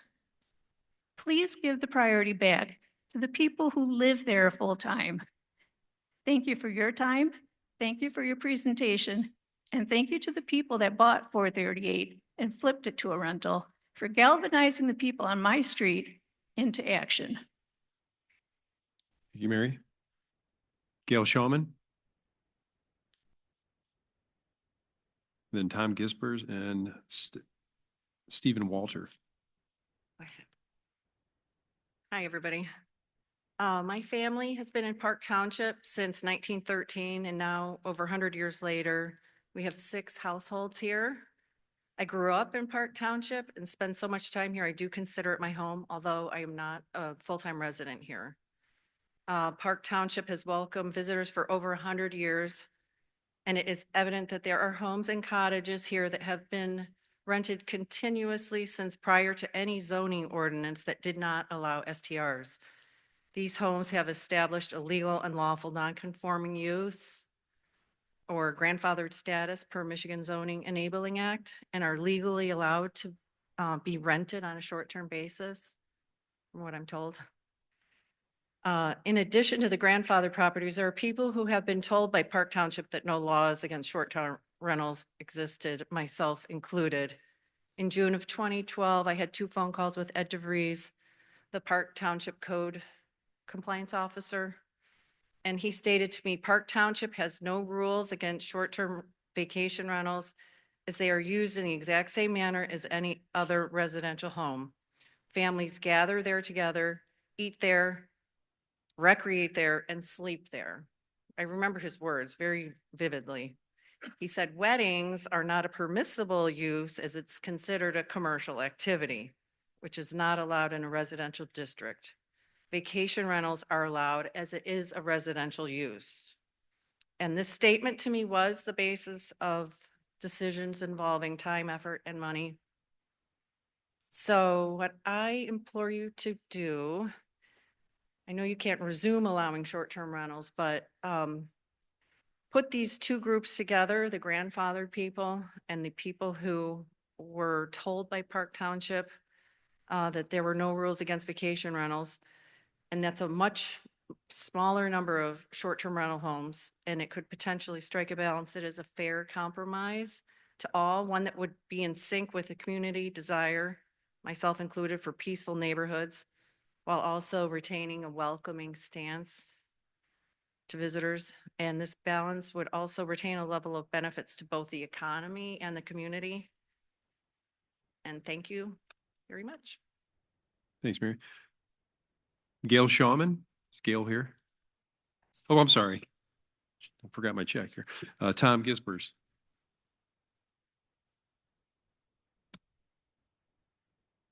Hi, I'm Tom Geisbers. Thank you for allowing me to speak tonight. We own a small summer cottage at 2385 Crescent Walk in Macatawa, built in the 1880s. So needless to say, we had to make a significant investment to refurbish it. We periodically rent to people who want to enjoy this beautiful region, just as we started out doing over 18 years ago. We rented here initially and loved it so much we bought a cottage in 2008, where the previous owner had been renting short-term for decades. We were never told we couldn't legally rent, and there were others in the neighborhood who rented their cottages for years as well. We rent to small families that we first screen to make sure they're a good fit and will be respectful in our small community. We rent to the same people year after year, and we've never had any complaints from our neighbors. Many of those who rent from us have grown up in the area and want to bring their families back here year after year to enjoy amazing vacations, as well as many other rentees who also have since bought cottages in the area. Some of our rentals are also overflow from our neighbors. So I'm speaking to you in the hopes that you'll find our short-term rental to be legal at the very least grandfathered in, to continue bringing vacation memories as well as the economic benefits to the region. I believe what the township needs are effective short-term rental guidelines rather than a complete ban. So thanks very much. Thanks, Tom. Stephen or Stephen Walter?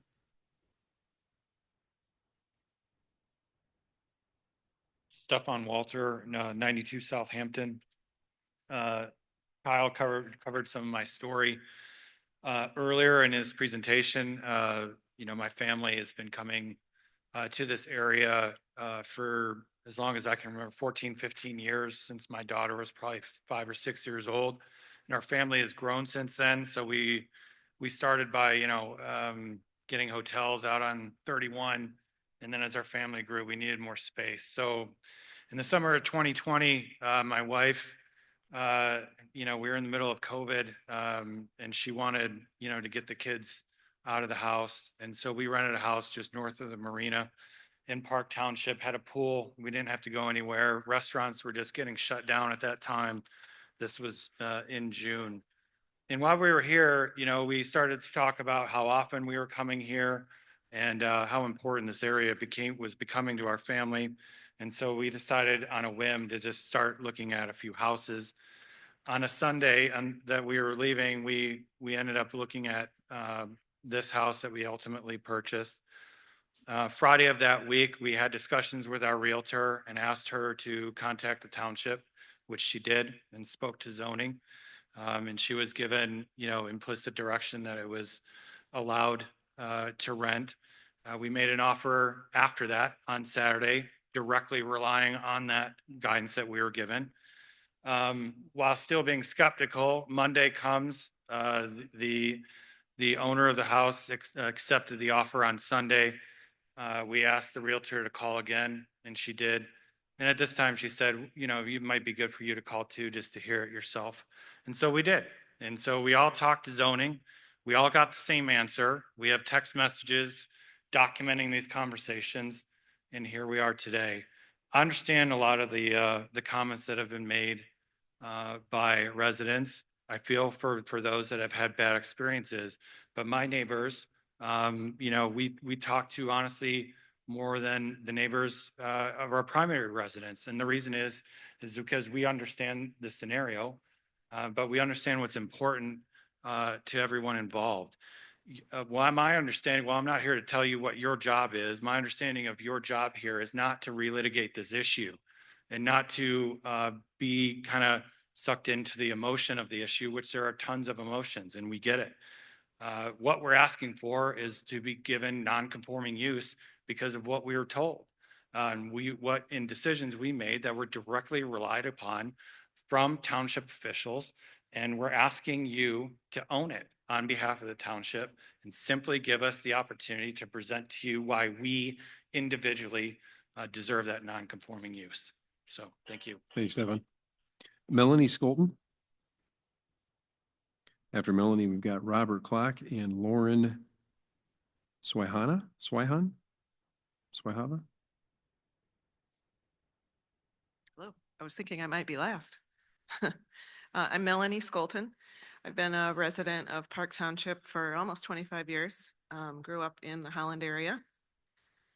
I applaud Park Township Board for seeing the exponential increase in STRs in a short amount of time and realizing the threat that that increase posed for the future of the community.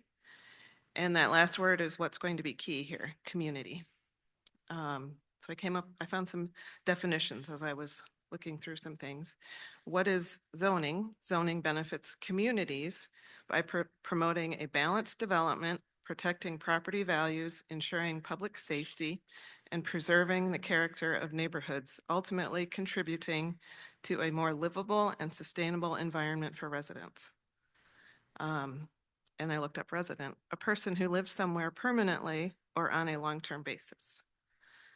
I don't envy the ZBA, the task that the ZBA has before them, but I would ask that you recognize that zoning is designed to prioritize community, which is a group of people living in the same place or having a particular characteristic in common, a feeling of fellowship with others. The people who use STRs are really consumers, not community members. And I recognize the balance of both is necessary for a strong economy.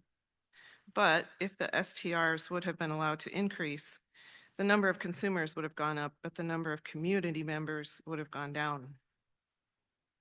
So I'm glad that Park Township realized that and put sort of a stop on that process.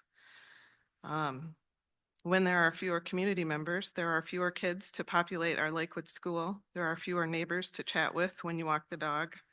The trust you feel when you run out the door, forgetting to lock it, it goes down. And our community here in Park Township is so vibrant that I think we take it for granted. And we need to not do that. So we must continue to make decisions that are for the good of the community. And I believe that's why zoning exists, in order to do that. And I just urge that you keep that in mind as we go forward. Thank you. Thanks, Melanie. Robert Clark? Is Robert Clark here? No, Robert. Lauren? Sorry, your last name escapes me. It's okay. I'm Lauren Swihart, 2541 Lakefront. Thank you for the opportunity to speak. I fully understand and respect that the 2024 ordinance prohibits short-term rentals for future homeowners. However, my home and the homes of many others here, fall outside the definition of commercial property and should be considered for non-conforming use. My husband and my relationship with Western Michigan goes back to our childhoods with family who live in the area, creating cherished memories that shaped our love for this community. I dreamed of one day living in this beautiful place that I loved. Although life took my family elsewhere, the opportunity to purchase a home in Park Township brought that dream to full circle. Our home has become a space where both sides of our family can gather under one roof, allowing us to host Christmas and other family celebrations with everyone together. And as a getaway for my in-laws, where they can stay in the town that they grew up in. This home is not just an investment for us. It's a legacy that I hope to pass down to my daughters, giving them the same connection to this area that I have cherished for so long. To maintain this property and offset the rising costs of taxes and my mortgage, we rent our home on a short-term basis for fewer than 12 weeks a year. This is not a commercial endeavor aimed at generating wealth. Our home is not open to the public, nor do I have a public commercial space, and I maintain a strict control over who stays there. Only those with a formal rental agreement are allowed, and we have never had a single complaint from our neighbors, who I check in with regularly and speak highly of all of our guests. Beyond sharing our home with vacationers, I have had the privilege of hosting extended families of Park Township residents who couldn't accommodate all their loved ones during family gatherings. I've also welcomed families attending local funerals, allowing them to grieve together and support one another under one roof.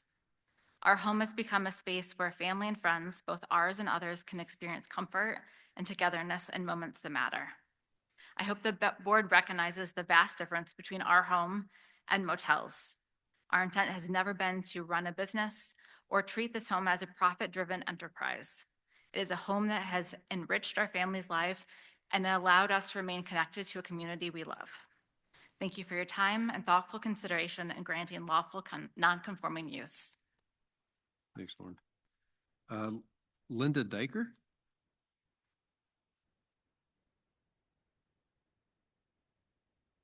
I think she's coming here.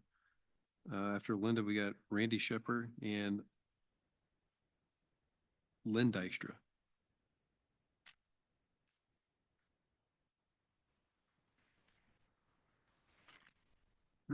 I don't know if you'd ever call me. Thank you. I want to say thank you. First of all, I've sat in positions similar to yours, and so really want to say thank you. We moved here in 1991 into this community. We knew it was a cottage community. My family, when I was a child, had come to Holland and rented a cottage. So we saw it as a cottage community. We're very familiar with the fact that there were rentals that were going to be around us. And I dreamed of owning one of those cottages, or STRs. I guess I can use those terms interchangeably. And so in 1999, we purchased one.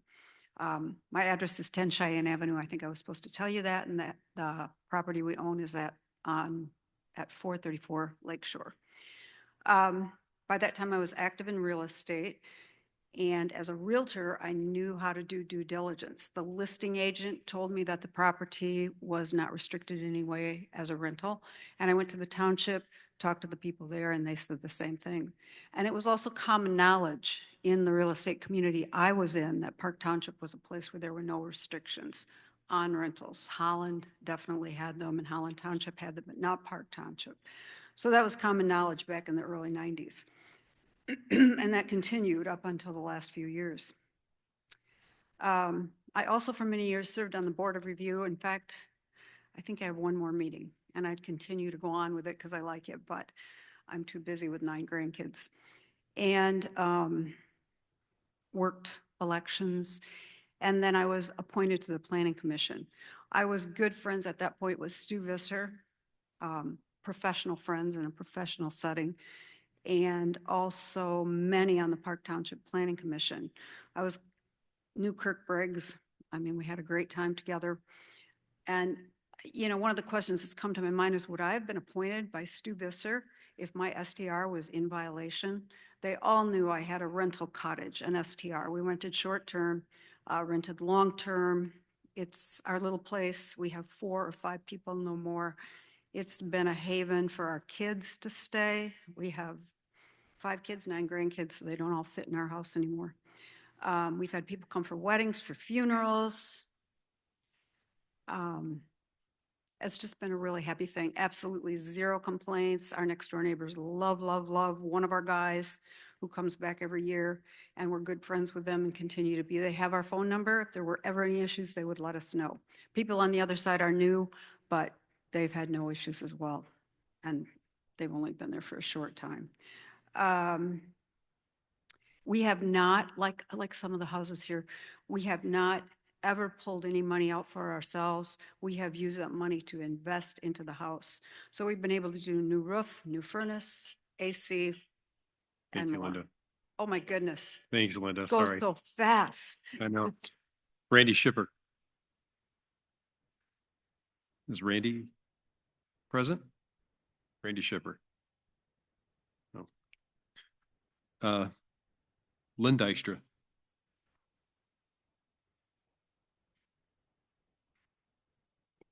After Lynn, we've got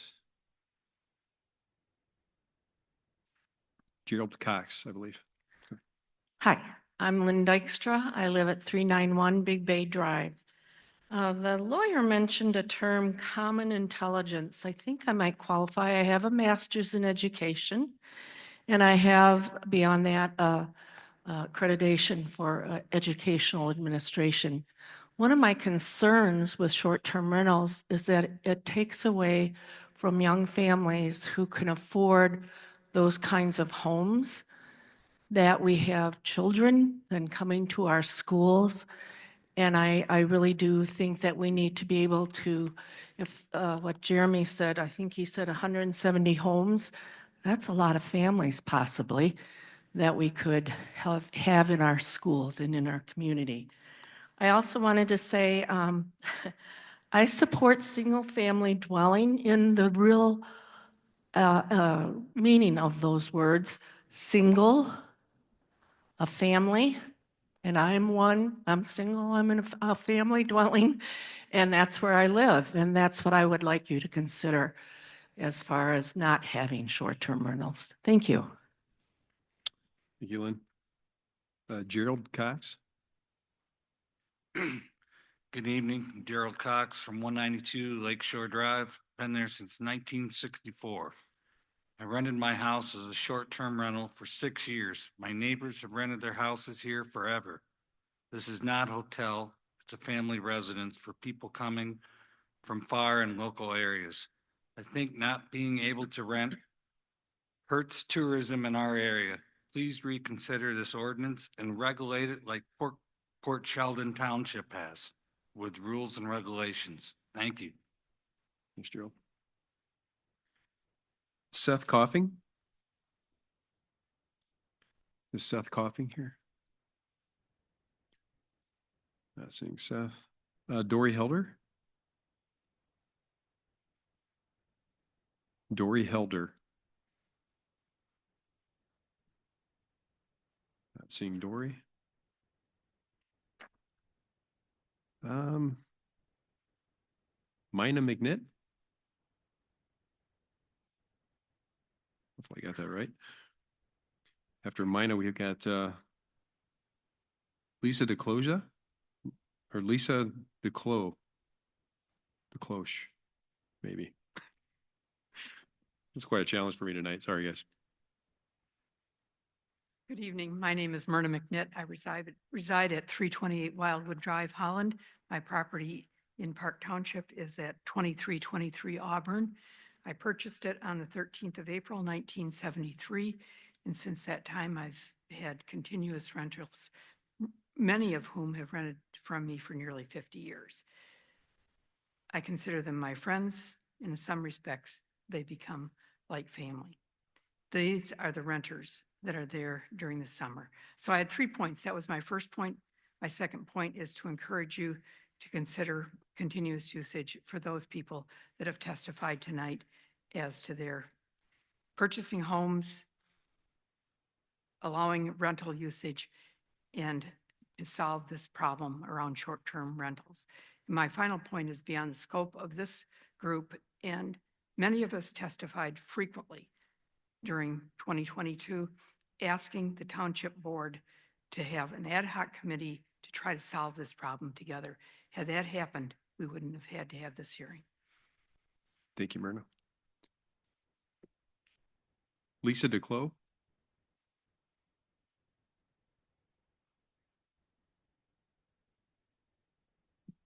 Good evening. My name is Lisa DeCloche.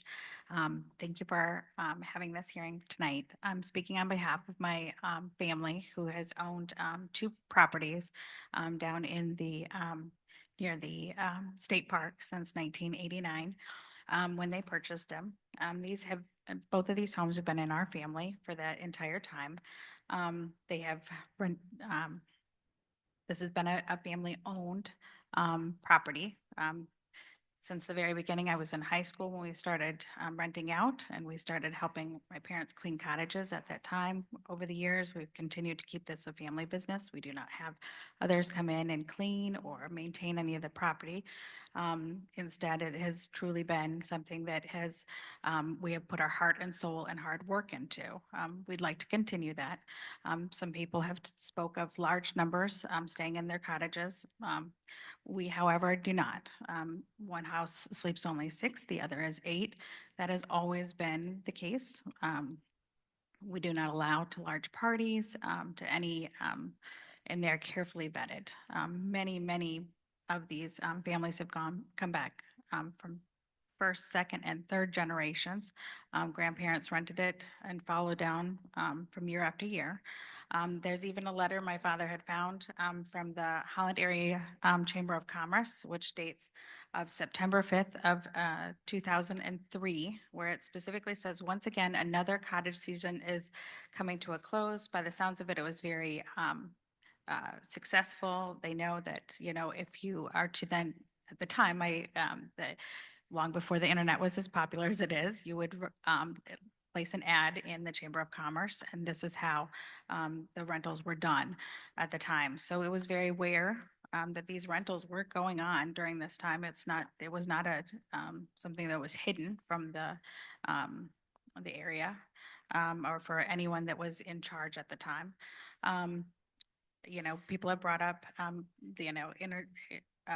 the internet as being something that anyone can come to.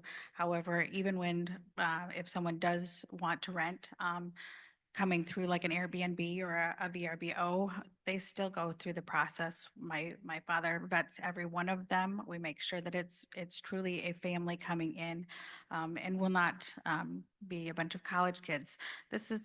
You can get these issues renting with long-term rentals. You can get them if they move into your neighborhood.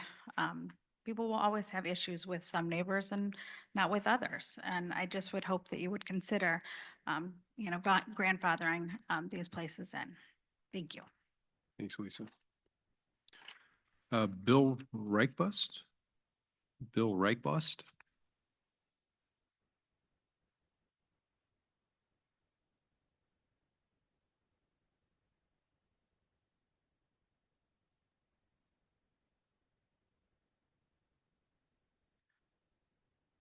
Greetings. I'm Bill Reichpost, and my wife and I live at 1767 South Shore Drive on the south side of Lake Meketawa. And we moved in there in 2001. In 2017, the house next door to us was purchased and turned into a short-term rental. So we now get that opportunity every day to listen to TikTok videos, watch s'mores being done, and footballs being tossed into our yard, and all of those other resort activities. 7 days a week, 12 weeks, all summer. Earlier this evening, counsel for the business owners stated that none of the business owners he represents live in the properties that they rent out. With up to 12 to 14 people moving in and out of the building next to us, the house, weekly, it certainly appears to us to be, in reality, a commercial resort, hotel, or motel, however you want to define that, and that's going to be the major question. So I would just comment that, and to reiterate some other earlier points, it's not realistic for the long-term homeowners to be the police. We've had to deal with short-term renters using our driveway to unload their luggage, to drop off drunk passengers, and I have had to personally withstand threats when I have gone outside at midnight, 1 in the morning. Please be quiet. Please, go inside if you're going to drink. And to me, those are commercial issues that could be dealt with at a resort by security staff. So thanks for listening to my comments. Thank you, Bill. Jamie Osterman.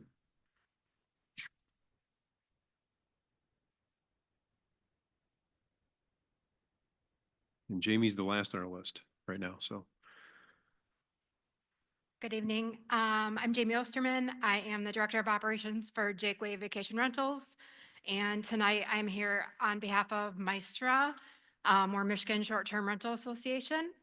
And I just wanted to say a quick search on Google Maps returned numerous home businesses in Park Township, including one daycare that appears to have in excess of 10 children approved by the Zoning Commission. Other businesses included a hair salon, several automotive-focused businesses, and a sign printing shop. If the standard in commercial use, it seems easier to start with these businesses, which clearly are not use of, which clearly are not use of home for its intended purposes. By this planning commission's own ordinance, short-term rentals meet all the criteria for home occupation, while, say, an automotive business that even paints cars or prints signs clearly would be classified differently than sleeping in a bed and cooking in the kitchen. So I think it would be wise to put reasonable cap on them to still allow the benefits of tourism on short-term rentals, but allowing enough housing for the full-time residents. I've been to numerous township meetings throughout the state, and short-term rentals work. They just have to be regulated. You can cap them. You can limit the number that surround a certain house. You can do many things that they can work, and I feel like they can work here too. Thank you. Thank you, Jamie. Is there anyone else present who hasn't already spoken that would like to do so?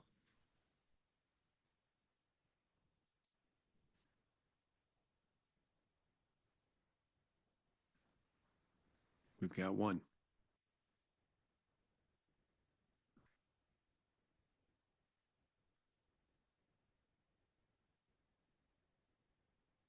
Good evening, Mr. Chair, Zoning Board, and all. Thanks for the time. As many have stated, I have zero envy for the path that lays before you. My name is Matthew Mulick, and I moved to 3523 Hollywood Drive in June of 2023. Unbeknownst to my wife and I, that Park Township was in the middle of a short-term rental war, much less the unlisted and undisclosed short-term rental next door. I've loved traveling the world and responsibly taking advantage of other short-term rentals. Consequently, I can sympathize with the variety of reasons people have for their affection for these. However, I fail to understand how something can be considered a single-family home while hosting multiple families, up to 20 people, on a regular basis. As others have vocalized, we have in our first year of living had issues with parking, renters entering our gated yard, having unfinished food thrown into our fenced yard, and of course the token bachelorette party. Regardless of the attentiveness of the owners, there's no opportunity for accountability or improving the situation when the renters leave the next day. You can imagine the gross buyer's remorse we've had while making strides to integrate into this growing community. The lack of accountability and lack of transparency on renters and their backgrounds in residential locations ultimately decreases the safety of the community, not a place that hardworking parents would knowingly choose to raise their children. I hope to see a continuing trend that Park Township will choose to do what's in the best interest of those who choose to make a home here and prioritize them over the abundance of tourists that still bring in valuable revenue. In conclusion, I'm against having short-term rentals in the community, would like you to consider the literal verbiage of single-family dwelling when it comes to the 1974 ordinance, and sincerely appreciate the opportunity to be heard this evening. Thanks, Matthew. Anyone else present who hasn't spoken already who'd like to do so? All right. Seeing none, Mr. Chair, I'd make a motion that we close the public hearing. got a motion to close the public hearing. We got support. All in favor? Aye. Motion moves. This time, I guess I'd like to have Mika present the staff briefing.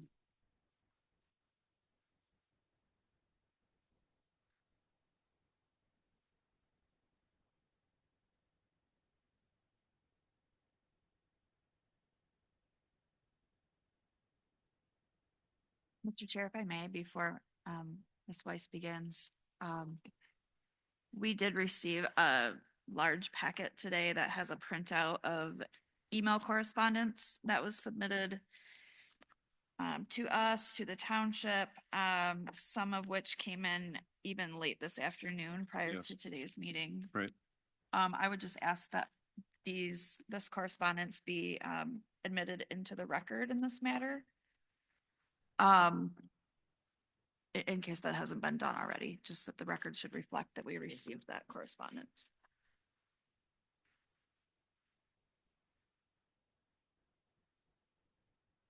Okay. I am going to run through the general topics in the staff report. I'm going to try to go relatively quickly.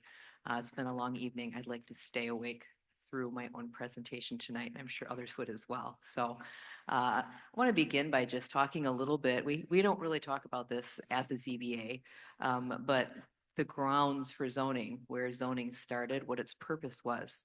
And so zoning started a little over 100 years ago. And one of the earliest zoning ordinances was in New York City. And there were some lawsuits about that, not surprisingly, because suddenly there's regulation on property that didn't exist before. And those were upheld very early on. And the purpose of zoning has been upheld throughout the century since then through quite a bit of case law. The underlying purpose of zoning is to separate incompatible uses. And so that's been defined as various densities of residential development. It's very frequently the separation of commercial and residential uses within a community. And then things like industrial uses and other items like that as well. And the kind of the concept behind it is that, yes, you can regulate nuisances, but there becomes a point at which you know that there's nuisance that adheres to a particular use. So you can conceivably regulate a bar for being noisy, but it's going to be an uphill battle because you just know that there are certain things that tend to go with a particular use. And so that's part of that concept of zoning is part of what undergirds a lot of this conversation and this separation of those incompatible uses. Park Township established our first zoning code in 1946, and it was a very limited code. Only had a few pages. I think it was 6 or 8 pages. It had 4 zoning districts. Residential, commercial, industrial, and agricultural. The vast majority of the township was agricultural. And the residential zoning was primarily limited to kind of the southern end of the township, the south side of the township. A lot of the population was on the south side at that point, and then along the lake shore. In 1963, that ordinance was rewritten. There was an additional residential district that was added. And so then we had residential district A and residential district B. And you started to see a little bit of separation in the intensity of the residential uses. And so residence district A was considered a little bit less intense. It allowed single family homes. And it also allowed single-family dwellings was a terminology that was used in that ordinance. And then it also allowed hotels and motels as a use that needed to be approved by a Board of Appeals. That was the case actually in the previous ordinance where most of these hospitality uses required some kind of approval by a board. In 1974, the zoning ordinance was rewritten again. And in this case, it was a much more significant rewrite. That's the zoning ordinance that we are still using now as amended, of course. There are quite a few differences. At that point, there were 10 zoning districts. And that's where we see the hospitality uses pulled out of the residential areas and put into the commercial districts. So at that point, the hotels and motels were no longer permitted in the residential districts. They were only permitted in the commercial districts, and specifically in the C2 Resort Commercial District. It was updated from time to time, and there were some definitions that changed, including in 2003, where a definition of hotel was changed, as Mr. Konwinski had indicated. And we'll get back to some of that in a little while. But it's clear that the legislative intent was to remove these commercial transient hospitality uses from the residential areas at that time. And one of the things that supports that is some ZBA minutes from 1980. I think it was the February meeting of 1980 where they talked about somebody was, at that point, guest houses were something that were permitted along the lake shore. Somebody was coming for approval of a guest house, and there was discussion about the use of the house. It had been used for vacation renters. There had been complaints about it, and one of the members had indicated, but you know that that's not allowed by the ordinance, that you can't rent this. And that was one of the conditions for the approval of the guest house. So it seems fairly clear that there was a point in time where that was understood, that this is not something, it was something that was happening. It was something that was known to be at times a nuisance, and it was something that was not permitted under the ordinance. So with that background, I'm going to go out of order from the questions as submitted, and I'm going to go in a little bit more chronological order. I'm going to start with question 4, discussing the 1963-1974, the ordinance that was in place from 1963 to 1974. And so staff recommends that the ZBA acknowledge that the ordinance that was in effect from this time did allow some limited short-term rental activity. The phrase short-term rentals is a little bit problematic in this context because it's anachronistic. It's trying to read a modern use into a zoning ordinance that didn't use that terminology because that terminology wasn't present at the time. What was present and used the verbiage of the transient use, which is what we really see in our ordinances when it comes to this short-term rental use, were cabins, cabin parks, dwellings, hotels, and then tourist homes as well. Transient occurs in these uses. However, for compensation does not occur in any of these, or for compensation only appears with hotels and tourist homes. Tourist homes is where we think that the short-term rentals is probably the closest to, as far as where a modern usage goes.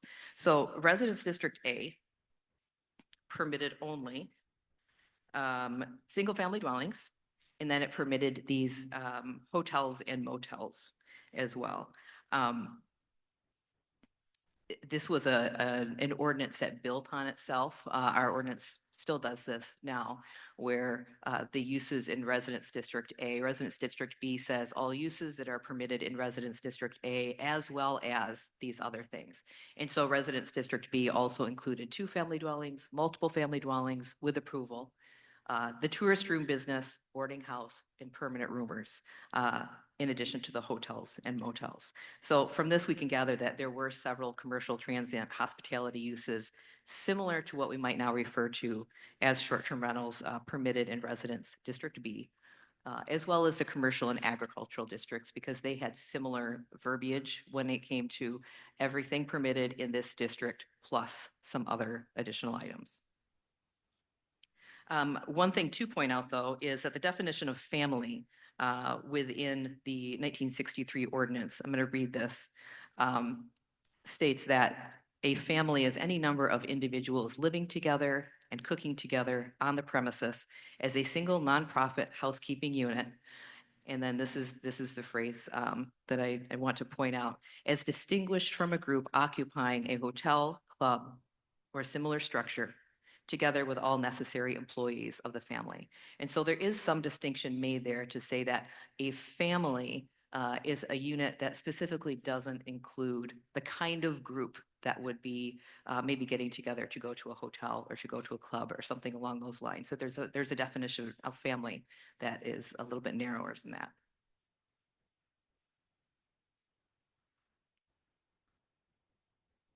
And so with that, as a short-term rental is substantially similar to a tourist home, it seems clear that the 1963 zoning ordinance allowed short-term rentals in one of the 2 residential zoning districts. It appears that something along the lines of short-term rentals were permitted in Residence District B. Much less clear that that would be the case in Residence District A, and I would lean towards that not being a permitted use at that point in Residence District A. All right, going on to question number 1, the larger question. Did the 1974 zoning ordinance permit the use of short-term rentals in residential districts? In other words, did short-term rentals fall under the definition of a single-family dwelling? So one of the rules for putting together these zoning ordinances is that The zoning ordinance states specifically what is permitted rather than the laundry list of what's not permitted. And our zoning ordinance does the same thing. This is specifically, you can see this very clearly in the use regulations for each of the zoning districts. And this is taken from our current ordinance, which is based on, which is the amended version of this 1974 ordinance. And so section 38-214 in the R1 rural estate district. Land, buildings, or structures in the R1 rural estate district may be used for the following purposes only. This language is echoed in all the other zoning districts as well. R2 may be used for the following purposes only, and R3 as well, section 38-274, land, building, and structures, and the R3 low-density residence district may be used for the following purposes only. So if it's not something that is included within these use regulations of the zoning district, then it's something that is not permitted in the zoning district. This is the only uses that are listed are those that are only the uses that are listed are permitted in that zoning district. So let's talk a little bit about what a residential zoning district is. We pulled some definitions from the dictionary because our ordinance doesn't include all of the definitions. The purpose of a residential district is to reside there, to live there. Merriam-Webster Online defines reside as to dwell permanently or continuously, to occupy a place as one's legal domicile. The same dictionary defines the adjective resident as living in a place for some length of time, residing. Another definition there is not migratory. And there are intentions that are also stated within these zoning districts. One example is again with the R3 low-density single-family residence district. And it states that this district is intended for low-density single-family residential uses, together with required recreational, religious, and educational facilities. So the stated intent of these zoning districts is residential, a place to reside, a place for people to live, as compared to the commercial zoning districts where the hotels and motels are permitted. Talk a little bit about a dwelling and what a single family dwelling is. The definition of dwelling in the zoning ordinance, and this part has remained really unchanged since 1974. There was some language added in 2003 to address mobile homes because there was some state regulation, I think, that had changed at that time. But this portion of the definition has remained the same since 1974. Any building or portion thereof which is occupied in whole or in part as a home, residence, or sleeping place, either permanently or temporarily by one or more families, but not including hotels, motels, tourist homes, or cabins, or mobile homes. That mobile homes thing, I think, has changed.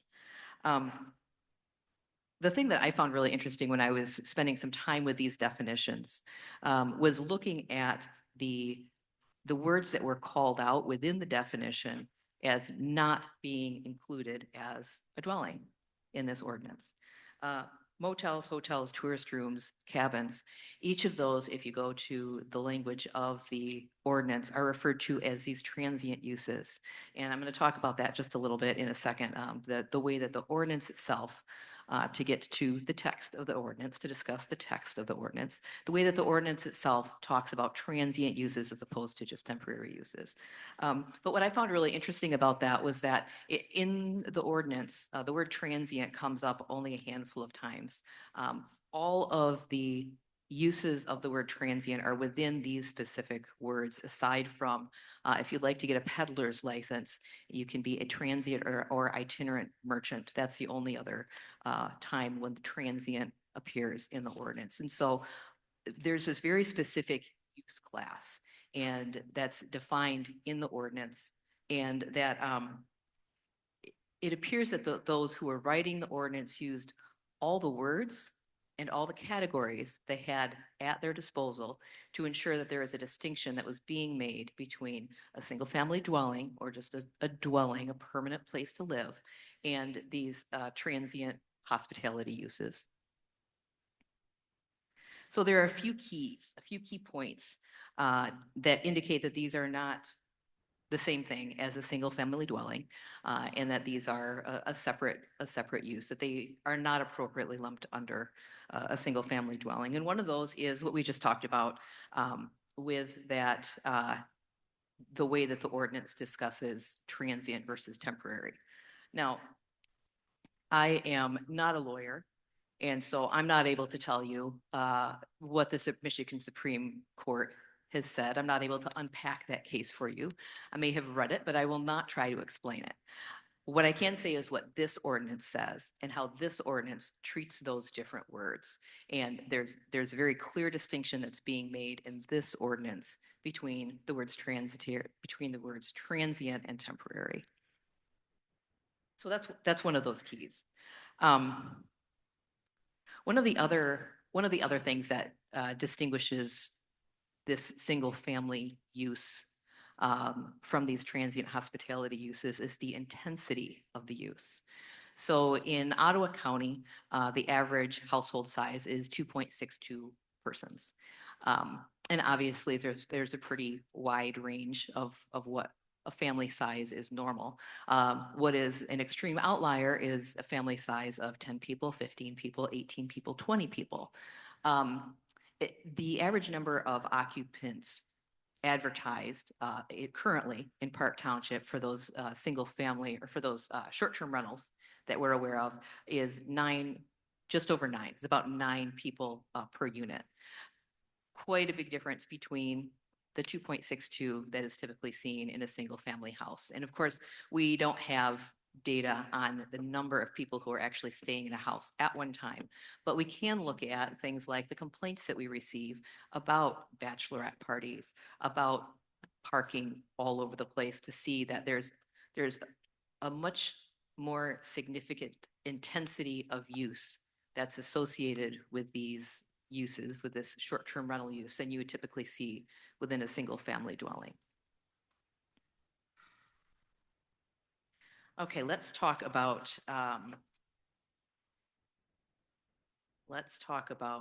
commercial use. So Merriam-Webster doesn't define the phrase commercial establishment, as we've found by looking at copyright law, determining what songs you're allowed to play within a store. Commercial establishment is a difficult thing to find a definition for, but we're clear on what commercial use is. And so commercial use is something that is of or relating to commerce, viewed as with regard to profit. And I think that that's kind of interesting. It's viewed with regard to profit. You don't necessarily have to be profitable, but profit is one of your motives, and when you're conducting this. And we heard some about this even when we're listening to some of the comments today, outsourcing particular services, people who are working at these properties in order to support them.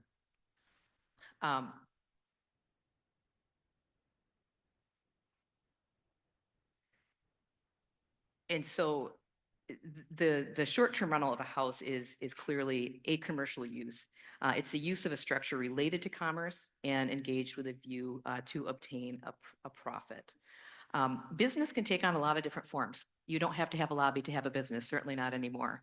But if you're engaged in commerce, then you have a commercial activity. And this is indicated as in a couple different ways. Airbnb, VRBO, these are very, very, very large companies with very large profits that they receive on a regular basis. The Airbnb market cap is nearly $81 billion. And they advertise on their site that the average owner makes in profit about $15,000 per year. This is, as somebody mentioned, this is who you write your check to. You're writing your check to Airbnb, who is a company with a market cap of $81 billion. Now, there are some different commercial uses that are in some cases permitted in these residential areas. The zoning ordinance specifically talks about supportive activities being permitted. And the Planning Commission has generally wanted people to be able to use their property in a variety of ways and to have some flexibility with that. And so not too many years ago, a home occupations ordinance was passed. There are also special uses that are available in some areas. The home occupations one is interesting, and it was one that came up quite a bit when the Planning Commission was talking through if there was a desire to regulate short-term rentals in Park Township. The comparison between what's required by the home occupations ordinance and then how short-term rentals were appearing within the community. So the statement of purpose for the home occupations in Park Township is the section is designed to permit home occupations as an accessory use to a residential dwelling while helping to regulate and control traffic, parking, noise, advertising, diminish community aesthetics, and noxious odors that could otherwise negatively affect our residential neighborhoods. In addition to the requirement that a residential use remain primary, the code states that a home occupation shall not alter the residential character of the dwelling in which it is operated, the character of the property, nor the character of the neighborhood in which the property is located. So there are some requirements for any occupation, any of these home occupations, these commercial uses that are permitted in the residential district. In addition, there are a handful of home occupations that are permitted as by right uses. Many of the other home occupations, if they fall outside a particular band of uses, are only permitted as a special use, and that's something that also needs to be approved by the Planning Commission. And that's the case with most of these commercial entities if they are permitted in a residential area, including bed and breakfasts. Bed and breakfasts, in addition to other special uses, require Planning Commission approval. They also require a license to operate that's supposed to be issued on about an annual basis. So when the Planning Commission is looking at special uses, they go through a list of standards. And some of the standards are specific to the use and some of them are more general. But some of the standards are, they will be compatible with a natural environment. They'll be compatible with a master plan served by public facilities and services, will not be detrimental, hazardous, or disturbing to existing and future neighboring uses, will not create additional requirements at public cost for public facilities and services. And they additionally require looking at things like the size, nature, and character. This is from the R2 district, so looking at certain special uses within the R2 district. The size, nature, and character of the proposed use, proximity of the proposed use to adjoining properties, parking facilities provided, traffic congestion or hazards that will be occasioned, how well it harmonizes, blends with, and enhances adjoining properties, and the effect of the proposed use on adjoining properties and the surrounding neighborhood. So really, there are a lot of different ways of that when these things are permitted. The ordinance is not silent on this. The ordinance doesn't look at these commercial uses. It is very specific in saying that these things have requirements in order to protect the neighborhoods that they're in. So this isn't something that was just forgotten. These are things that are required by the ordinance. So for all the reasons above, it's the staff's recommendation that the ZBA interpret the 1974 ordinance as amended to determine that short-term rentals have, since February 1974, been considered a commercial use and not a dwelling, and therefore prohibit short-term rentals from residential zoning districts effective as of February 7, 1974. Staff recommends that the ZBA determine that any use of a single-family dwelling as a short-term rental in a residential district that wishes to establish nonconforming status must show that such use of residentially zoned property was legal prior to February 4, 1974. Now, on the third question.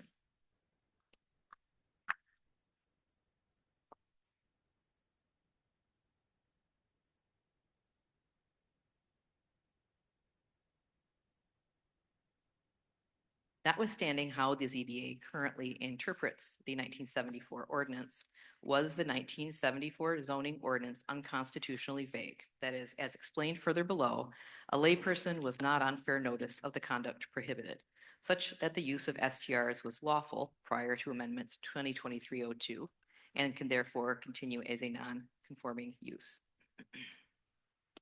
So this issue, as well as the next one, appear to be more a matter of law than of interpreting the zoning ordinance. So there is a question here as to whether the ZBA even has the jurisdiction to consider the issue. But because the question was posed, staff is also prepared a response to this.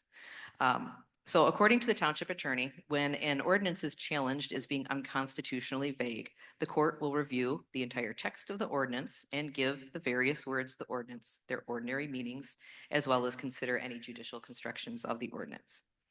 Now, short-term rentals, of course, were not specifically included on any of the permitted use tables within any zoning district. Given that the term short-term rentals introduces a new use class, not a term that was common 10 or 15 years ago, let alone in 1974, it's notable that residential zoning districts do permit the transitory commercial use of a bed and breakfast, and that this is a use that requires special use approval from the Planning Commission as well as annual licensing. It's also clear, as noted, that the residential zoning districts don't include other transitory commercial uses such as hotels or motels or tourist homes, which were allowed prior to 1974, but after that only permitted within commercial districts.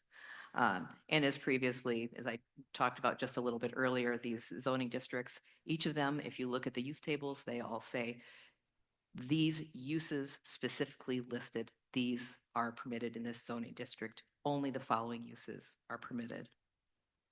So the transient commercial hospitality uses were given consideration, located within the zoning ordinance, using the language and classifications that existed at the time, and then were either permitted, excluded, or regulated, depending on the type or location. So staff does not believe that the 1974 zoning ordinance was unconstitutionally vague, neither as originally adopted by the Township Board nor as amended over the past 50 years.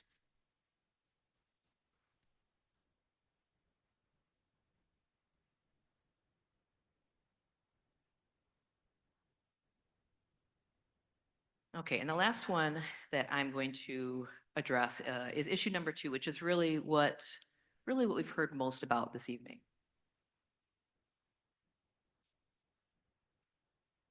Similar to the last question, this issue, let me actually read that issue before I start to speak to it. Notwithstanding how the ZBA currently interprets the 1974 zoning ordinance, is the township stopped from enforcing its amended ordinance, zoning ordinance 2024-01, such that the use of single-family dwellings as STRs can continue as a non-conforming use despite amendments 2023-02 and 2024-01. So similar to the last question, this issue does appear to be more a question of law than a question of interpreting the zoning ordinance. So again, a question as to whether the ZBA has the ability to even consider this issue, but we will respond to it nonetheless. So I think I'll start with an example before jumping into a little bit more of the legal stuff.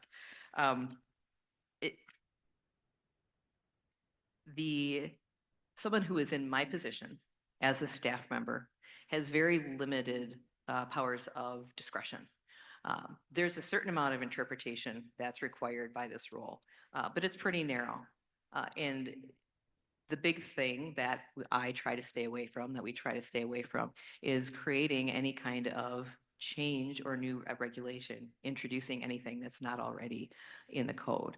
So because I don't have that authority, I'm not an elected official, I'm not an appointed official, that's not my role, it's not anyone else's role that's on staff. And so I can't decide that, for example, a zoo would be fantastic to have in Park Township again. Would that not be amazing? We're going to have a zoo again. I don't have the ability to decide that. I can't create that policy. I can't say I've got an application in front of me for a zoo and I'm going to say yes because that's awesome. I can't do that. I also can't, if I do that, the township isn't bound by my decision. I also can't look at that application and decide that a tiger is a cat, and so a zoo is a domestic animal. And so if I'm confused about whether a tiger is a domestic animal or not, the township is also not bound by that error. For the township to be bound by my error would mean that whether it's an error, whether it's an intentional omission, whether it's a decision, or whether it's looking away from something that I may not want to see, none of those things are able to bind the township. And that's actually something that's pretty important to the integrity of our system, to the integrity of the rulemaking system, and the ability for elected officials to make the decisions within the township. Not being bound by staff is something that really undergirds that. So when it comes to the question of estoppel, to get back to that, the estoppel essentially means that we're not able to enforce this because there's something that's gone on for a period of time. And so the applicant is arguing that as a matter of law, even if the ZBA interprets the 1974 zoning ordinance as not permitting single-family dwellings to be used for a short-term rental, because some township staff members may have mistakenly told people that the township did not regulate or prohibit short-term rentals, that the township should not be allowed to enforce the 1974 zoning ordinance.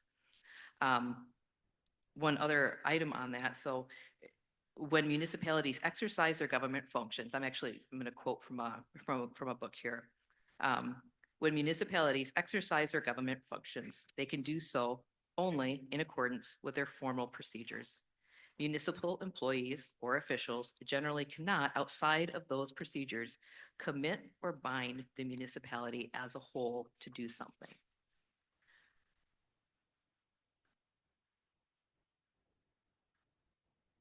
So the other point on estoppel is that it's something that is not generally viewed as a broad policy decision. It's more of a case by case basis. And so we don't believe that regardless of whether any township staff member, including the prior zoning administrators, may have told individuals that the township zoning ordinance did not regulate or did not permit short-term rentals in residential zoning districts. Those individual employees did not have the authority to amend the 1974 zoning ordinance. For these reasons, it's the opinion of staff that the township is not stopped from enforcing the 1974 zoning ordinance as it had been amended from time to time. The issue of whether a property owner may continue to use a property for a non-conforming short-term rental must be made on an individual case-by-case basis after careful consideration of the facts involved. And that is all I have. Thank you, Mika. Okay.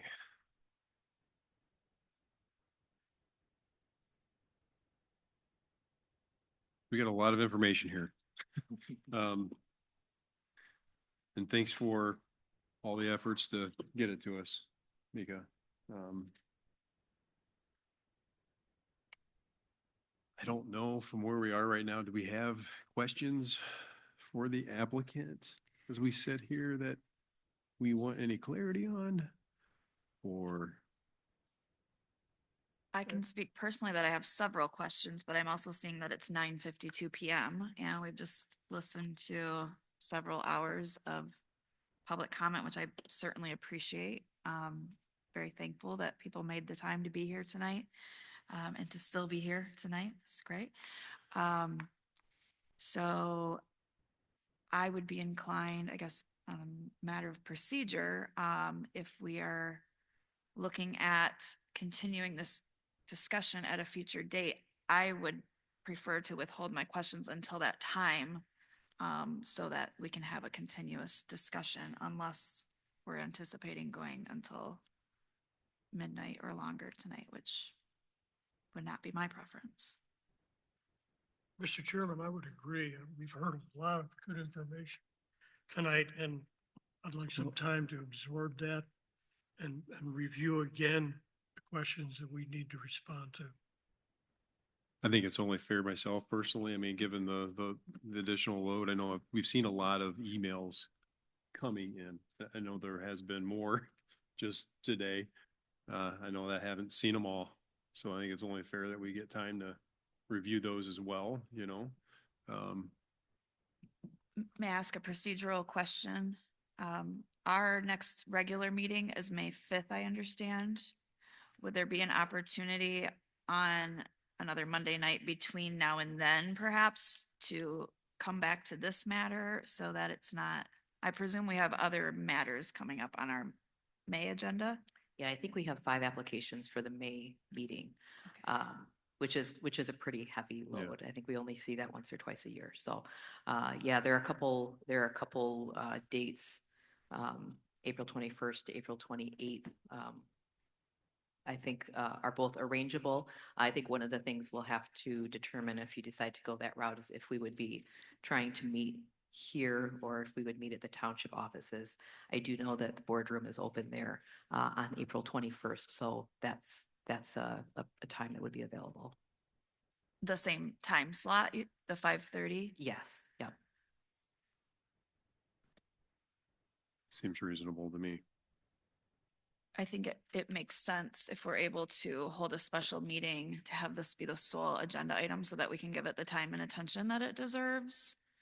And also, to the extent we can convene before in April, I think that would give us sufficient time to absorb what we've heard tonight, both from the applicant, the members of the public, what we have in the emails. By my estimation, there are over 100 or approximately 100 emails, plus some with attachments. So I would vote in favor of postponing if that's an option. I'm in favor of it. For sure. I mean, look for a motion to do so. But I think we need to understand that date too and have that part of that understanding, right, to re-adjourn. Are you fairly confident that April 21st at 5:30? Yeah, I did check, not knowing how late this meeting was going to go. I wanted to make sure that I knew what all of our options were, so. Mr. Chair, I'm prepared to make a motion. I would make a motion that we postpone this application until April 21st at 5:30 p.m. Location to be determined by township staff and published accordingly. Support. Got a motion of support. All in favor? Aye. Any opposed? Hearing none, motion carries. So we'll postpone the balance of this meeting to that date of April 21st at 5:30 at a date to be determined.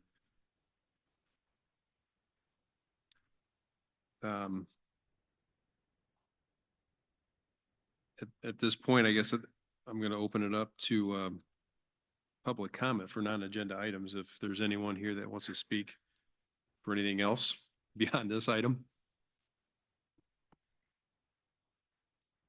Seeing no one interested, I'll close public comment. And so our next meeting now would be April 21st, like I mentioned, for this postponement. But our regular scheduled meeting is still Monday, May 5th. That's posted here, so.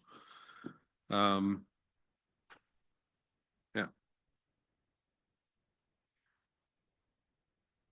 So I think that does it for us now. Is there a Motion to adjourn? I hear the motion and the support. All in favor? Aye. Any opposed? Meeting adjourned. Thanks, everybody. Thank you, everybody.